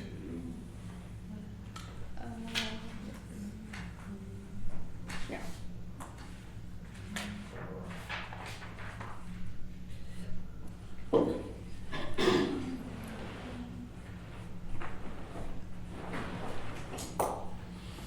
I'm sorry, real quick, do we wanna go back to category 1 so you can hear the description for Bay Area Girls Club? I think once we get to the smaller number, I mean, Okay. right now we just wanna go through that demo. Okay. So the Okay. Outdoors Coalition is a 10-partner collaborative providing outdoor programs for youth, including field trips, school enrichment, family events, and leadership training. Funding will support 218 program sessions for over 1,100 Richmond youth aged birth to 24 to improve participants' health and increase access to outdoor opportunities. And their fiscal sponsors, Yes, Nature and Neighborhoods. And they're working with a number of organizations like Bay Area Wilderness Training, Golden Gate Bird Alliance, Headwaters Science Institution, Inner City Bliss, Kids for the Bay, Project of Earth Island Institute. Those were the main ones listed. How much did they ask for? 300,000? If we fund them that, in that context, we're not a lot of money. These are the ones that were like doing outdoor biking events for youth, right? Like, Yeah. Yeah. If you're not funding, ultimately, if you're not funding small and emerging, Well, we're not there yet. We're not sure. oh, We're just wanting to look at the next one down also from the regular list, just going down before we hit. And then maybe You gotta vote for specific, they host programming at Nystrom Verde and Richmond High School. Number 2, For outdoor outdoor- coalition. Yeah. and you said what schools? Verde Elementary, Nystrom, and Richmond High School. that's what you said, yeah. So do we wanna vote on number, But we have to vote, so we can go. We're still on. Or if you have any Yeah, more vote, information. but I you guys think, but want. the thing is, with We voted on one, we gotta vote on 2 though. We gotta do one We gotta on vote two. on I don't know, yeah, And we can keep it in and then take it out. Yeah. Yes, What we you can, said, yeah. right? yeah, that's what I'm saying, this is just to either To keep it consider as what we, option. So everyone wanting to keep it in for consideration, raise hands. 1, 2, 3. No? Okay. it's a tie. It stays in. So it just stays. So number 3, category 3. So district is the out. district is out. What is the library? So the library has the Richmond Public Library in partnership with the Richmond Recreation Division and the Literacy Program will collaborate with the Bay Area Tutoring Association to provide in-person multi-subject K through 12 tutoring at the library and recreation sites 4 days per week during the school year. Hold on a second. And there, This is the collaborative. In favor. Matter of fact, I'm sorry, I need to tell him to go to bed, because I see his phone on, so. Tell my kid to go to bed too. Yeah, they're asking for 200K. Okay. So can you, LaShonda, can you raise WCC I sure USD? can. Out there? you don't mean that. I don't mean it like that, but There's no witnesses. And, the owl. so can we go down to Rosie the no, No, you gotta vote for Richmond. okay, so do we wanna do Richmond Library for Because consideration? if we don't do Richmond Library, then You you can't can't do move down Rosie to the Rosie. River. Okay, so do you guys wanna keep it on there for consideration? I'll Yeah. put it on there. I got 5s Yeah, and so- come back for, I mean, Yeah. it made it, Okay, can we hear Rosie the River? River? Sure. River. Roosevelt River is has a future park stewards. Fourth grade field trips bring underserved Richmond and San Pablo fourth graders to Rosie the River World War II National Park to learn local history and San Francisco Bay ecology. We inspire children with the achievement of Richmond residents during World War II and support teachers with fourth grade experiential history learning enhancements. Okay, so that one has to stay on there, or do we even like it? So let's raise our hands, consideration for Rosie the River, or yes? How many young people? 1,200 fourth graders. Yeah. Field Which trips. schools are they in? Hold on. A bunch of them. They A are. bunch. Oh, okay. Yeah, so, It has to be, huh? yeah. So we only have about 8 Richmond schools, the other ones. I don't think it's, I don't want it. Okay, so, yes, to keep up for consideration. Well, Vote. we're gonna go over, I- whatever. It just says multiple schools, so. Yeah, it said, it doesn't, it said, Hold on. I think we can see it on here too. No, it's, No, but it says we're various. voting, are we agreeing to review it or No, They consider it or not? were just trying to see if they could Oh. take those schools, but Yeah. y'all may not. It is, it doesn't, It's, Do y'all well, care? it says No. fourth graders from Title I schools. yeah. No, that could encompass Well, non-Richmond. that's why I said Richmond and San Pablo. Yep. right. So do we wanna keep Rosie the River for consideration, vote of hands, yes? I will say this is that their demographics only accounts for Richmond. They do serve San Pablo, but they did only note only Richmond students Okay. for that. Yeah. Are gonna get the money. Okay, so, yes? No hands? Okay, take it off the list. Alright, so we stop at. Just erase. And Oh, then. just erase it. Yeah, Just just erase just it. erase it. Yeah, 'cause there's too much going on up there. Okay. So we stopped there at 3. Okay, and now can you erase, You got, so can these you are erase your that bottom, hold on, that bottom one too, Yeah. that was giving me, no, the. No, those are Oakland- smaller no, the Oak- I emergencies. know, but the Oakland natives give back, that one's not even, Oh, yeah. that's qualified, so we don't even need to have it up there.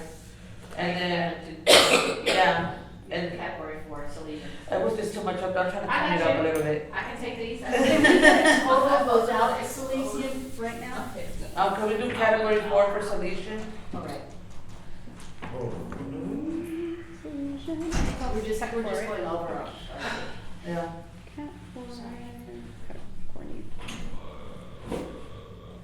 And then, West The County. youth club, what does it do?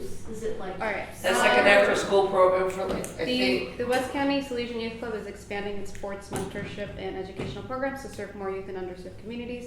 This grant will support 3 years of growth, enabling us to enhance facilities, increase participation, and provide vital resources for youth development and community engagement. Is this for And they do have a grant with the ECA. Salesian. They do. Yeah, they're the, like the boys and girls are behind the Ford Elementary. And And they're a private No. school, right? Yes. No, they but are. This is just. That's their youth club, that's like their boys and girls club. So it's, So, and it's open to everybody? Yeah. Is it for people that go to Solutions only? Or No, is it- it's open to everyone. So a lot of the Ford Elementary, and I think there's another school that gets thrown into there too. Okay, so. They got like a gaming room now and all that. Okay, so do we wanna keep it up for consideration, vote of hands, yes? Okay, do we wanna take it off, no? Take it off? Alright, Okay, so take it off. now can we do it? Okay, so now can we do, let me see, 3, Cat 1, can you put that Cat 1 Bay Area Girls Club up there next to the Cat 1, cause these are all small and emerging, right?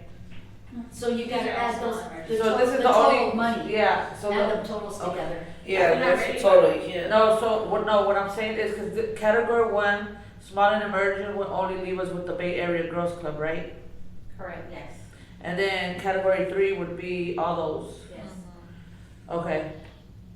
So now do we wanna, so now we have, okay, what's our total that we have to spend? 500. Look at that. But that's if we want to spend the 500, we have I to. know we You, don't- These are for all. you increase the budget, so I know we but have to spend the full 500. we don't have to No. spend it, but that's what I'm So if saying. we do all of those and then one of the two up there, we come under budget. It's a little bit. If you want. No, because we couldn't do Rich Outdoors because they're asking for three 300K and we only have 224 left. Oh, sorry, I meant the other So we one. could do the We library? didn't vote on that one. Did we vote to? So we I look thought like we you're voted. right. Huh? Oh, that was a Library. tie. Okay. Yeah, that was a tie, so we have, RCF was no, right? No, it's Right. no. No, so, Y'all want that off? oh, yeah, Okay, off. y'all come back to Yeah, that? no, take it Okay. off. All right, so y'all done with that one? So the only things we have up there are the 3K for Richmond Outdoor Coalition, unless we Right. remove one of the small emergings from the It's bottom. either category 2 and 3, or we do, And this What- is tied, that's Yeah. tied. The Richmond Library got a lot of votes in favor of it. That's It's only okay. 200, and with all of those small emergencies. Still active.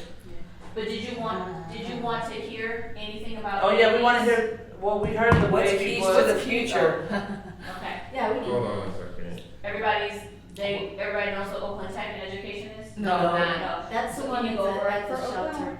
Oakland, category 3, we have Oakland Tech and Education, Alright. category 3. And that was right after So the baby Oakland book. Tech and Education. It's No, a that's young, order.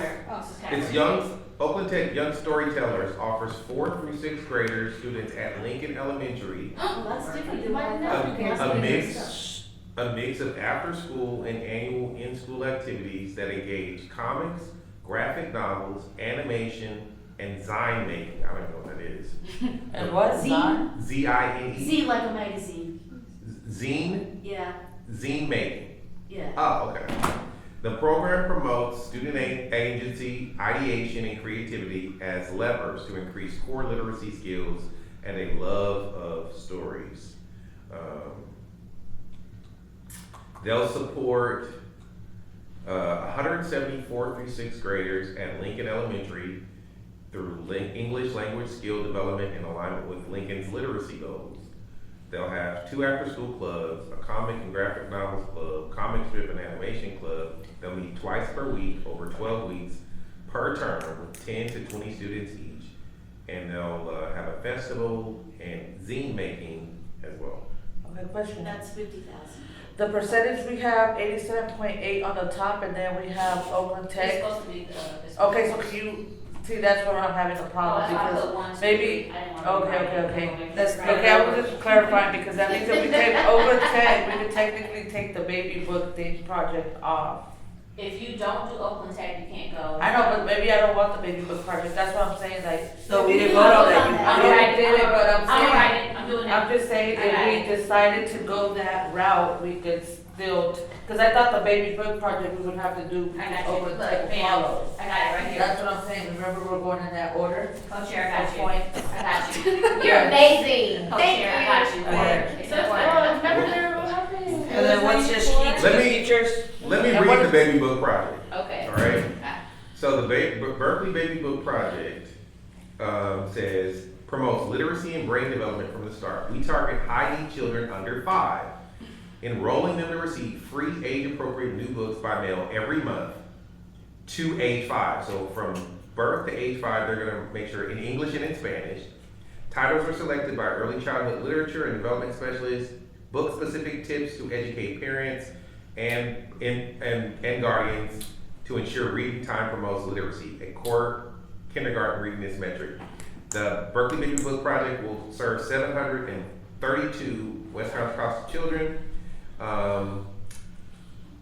or 578 Richmond residents that go unserved. And you said that's the one that's partnered up with that Dolly Parton book.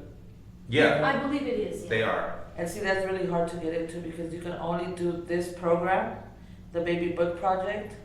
If you mail in the application, you can't go directly through through their webpage or anything. It has to be paper mailed, and a lot of parents have that issue with that program. Because they mailed the stuff to Because them. you have to mail the application in. You can't go online to participate in that Dolly Parton program. Yeah, 'cause it's not Everything open to has to everyone. be, everything has to be by mail, so the applications have to be by mail. So a lot of parents never hear back, and you can't go online and. So I we think can't go- the thing we is can't that go Cena page. well, I said it, so the Berkeley Baby Book Project is almost a retailer, so that people aren't signing up for the Dolly Parton program. Yeah. They work directly with the baby book. Well, that's what I'm Project. saying, but when you have to sign up, you can't do it. I think the Dolly Parton program is a way better scope, because you can do it online. the application Oh. process. And with the baby book program, you have to do it, I sent my application 3 times and I still haven't got accepted. The baby book program? Yeah, to the baby book, book? yeah. Oh, Cause we go to the First Five Center and then the applications you can only pick up at the on-site I got center. you. I So you understand can't what go you're saying. online I and understand say, what let you're me fill it out. You have to go to like the First Five Center and then pick up a paper application, which then you have to mail to them. oh, And then it has to be that way versus the Dolly Parton program. You can go online and just fill out the application there and submit, I understand. and Okay. it makes it easier. So So- I think that's my only hesitation with No, the baby book I didn't program. really that- think that one either. I'm happy to not fund that one. Can you, do you want him to read Keys to the Future? Yeah. Right? Well, we can't read Well, you Keys to the can't- Future. oh, Yeah, You but don't they know haven't, about really, baby. they haven't really taken a true vote, that's the only reason Yeah, why. that's I what just I'm hear saying. two people saying, I don't, but that's Yeah, not. we haven't taken a vote, but here. So Keys to the Future. Our program empowers youth impacted by gun violence by providing transformative travel and educational training experience for 15 participants. So this is 15 participants through, And their parents. oh, 2G, I think she got it back, where it's G2 approach, this 2Gen approach. We promote family bonding with immersive trips, workshops. The program includes a weekend workshop and a 5-day summer trip featuring activities at historical sites in Atlanta, Georgia. Our goal is to foster personal development, resilience, and academic achievement, helping youth overcome adversity and grow into community leaders with outcomes such as increased self-confidence and positive growth. All right, so do y'all wanna take any votes on category 3? Do you want, Okay, so category 3 means, this is small and emerging. yeah, the small emergency, so Over 10, do we like that for it to stay on the list of potential? By raise a hand? All right, that's 5, 6. Okay, so then the baby book project will dictate if we move on to the last one, so do we, consideration for the baby book project, funding that source? That's So, a no. no, so then you take off both, Yeah. All right, just erase them off there. I sure will.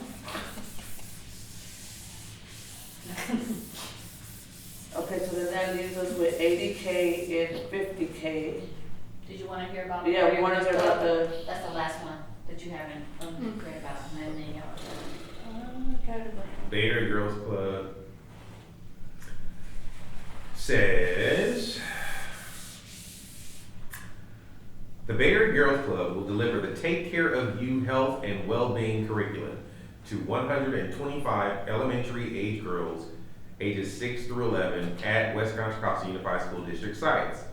Based on research principles and findings of positive psychology, the Take Care of You will teach valuable self-care skills to ensure adaptive functioning of emotions, improve mental well-being, and equip participants with the emotional awareness and tools to experience the numerous physical, emotional, and developmental benefits of being happy across all areas of life. What schools? She doesn't say. I think it's center-based, right? Oh, she says 5 school district sites, Perry's, Oh, there you Coronado, Bettery, Oh, there you go. Cane Verde, other elementary schools in Richmond. There you go. Okay, so do we wanna keep that up there for consideration by a vote of hands? For the Bay Area Girls Club? I'll probably be the only one for Girls Inc. Yeah. 1, 2, 3. 3? Yeah. What, 4? Okay. I have 4.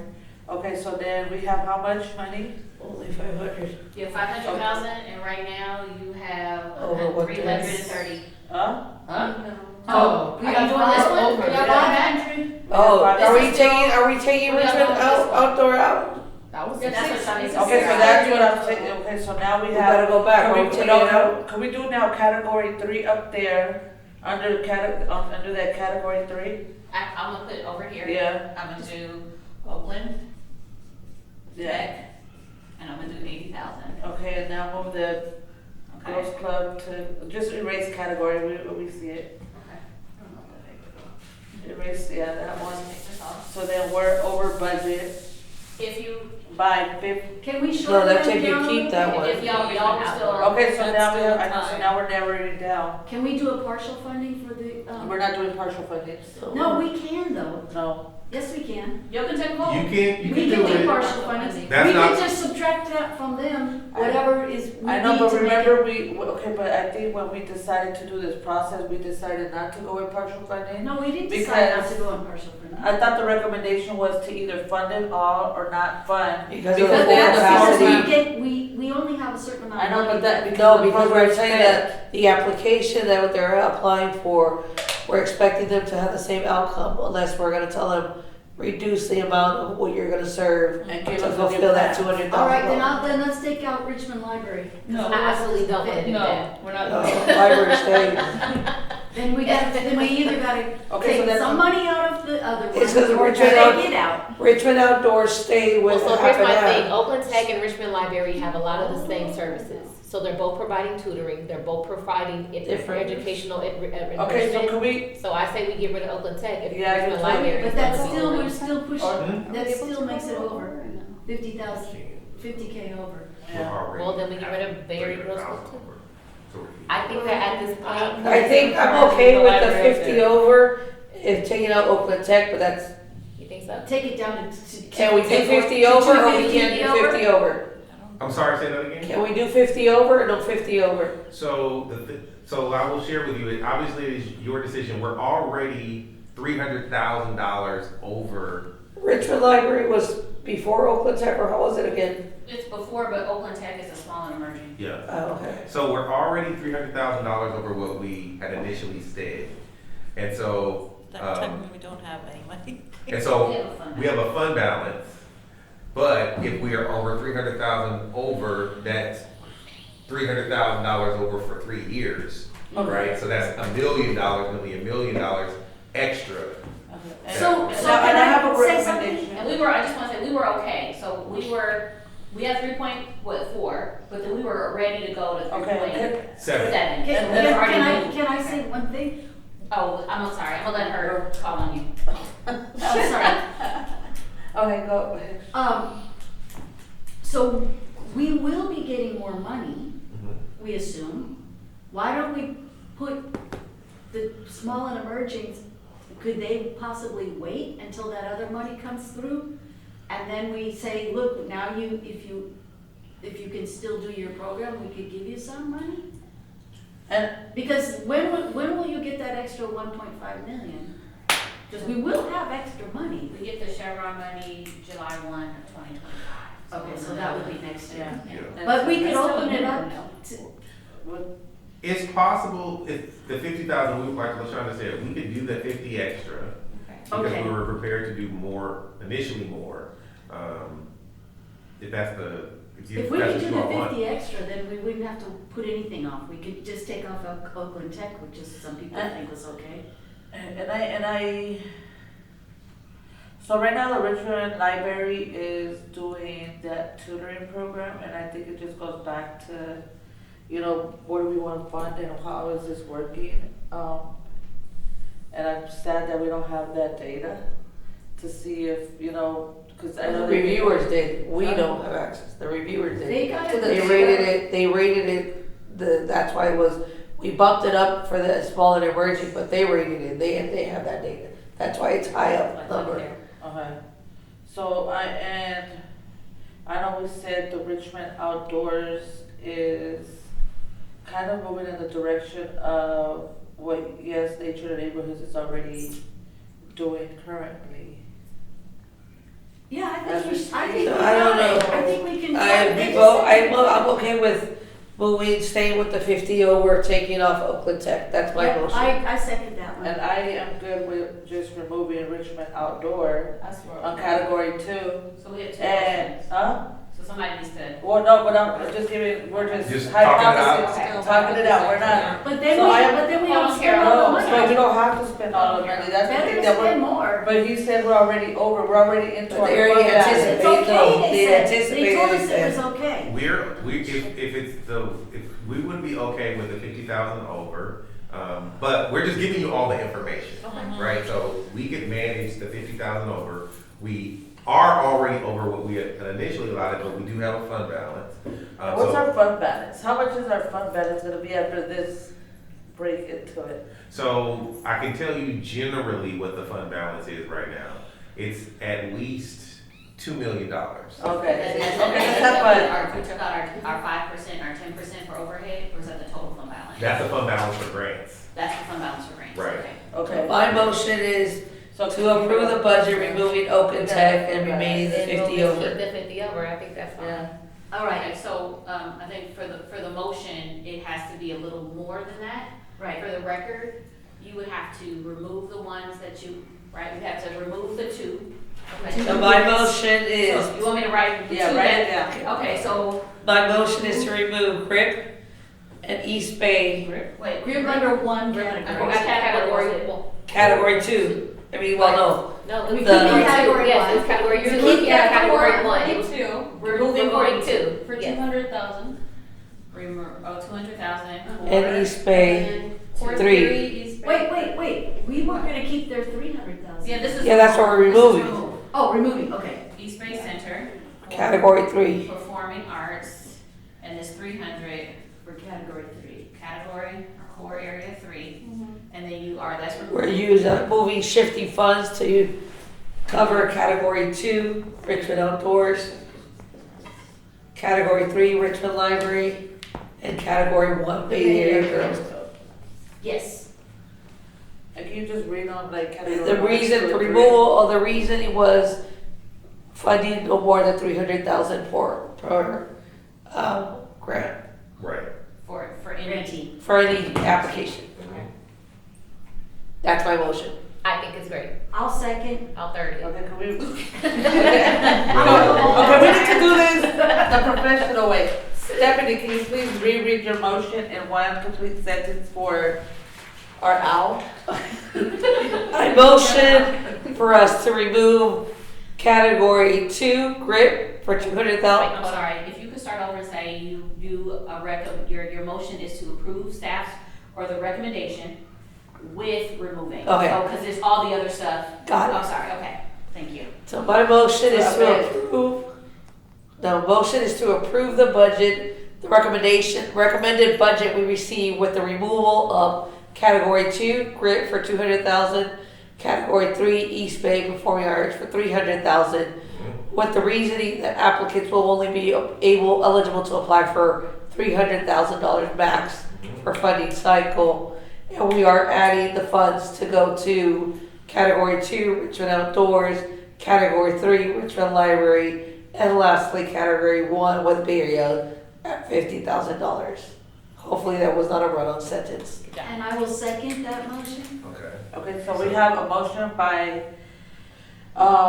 Cicada, second by Hedstrom, and can I get a roll call? Sure. Board Member Cotter, Yeah. Board Member Hegstrom, Yes. Board Member Danny Evans, Yes. Board Member Cicada, Yes. Co-Chair Galloway, Yes. Co-Chair Anyana. Yes. The motion passes unanimously. Y'all did that work today. Y'all did that work tonight. Okay, That was a so lot of work. this brings our, special meeting of the Richmond Fund for Children and Youth Oversight Board for the City of Richmond adjourned at 9:27 p.m. Thank you. Bravo! You guys all earned your dinner tonight. Right.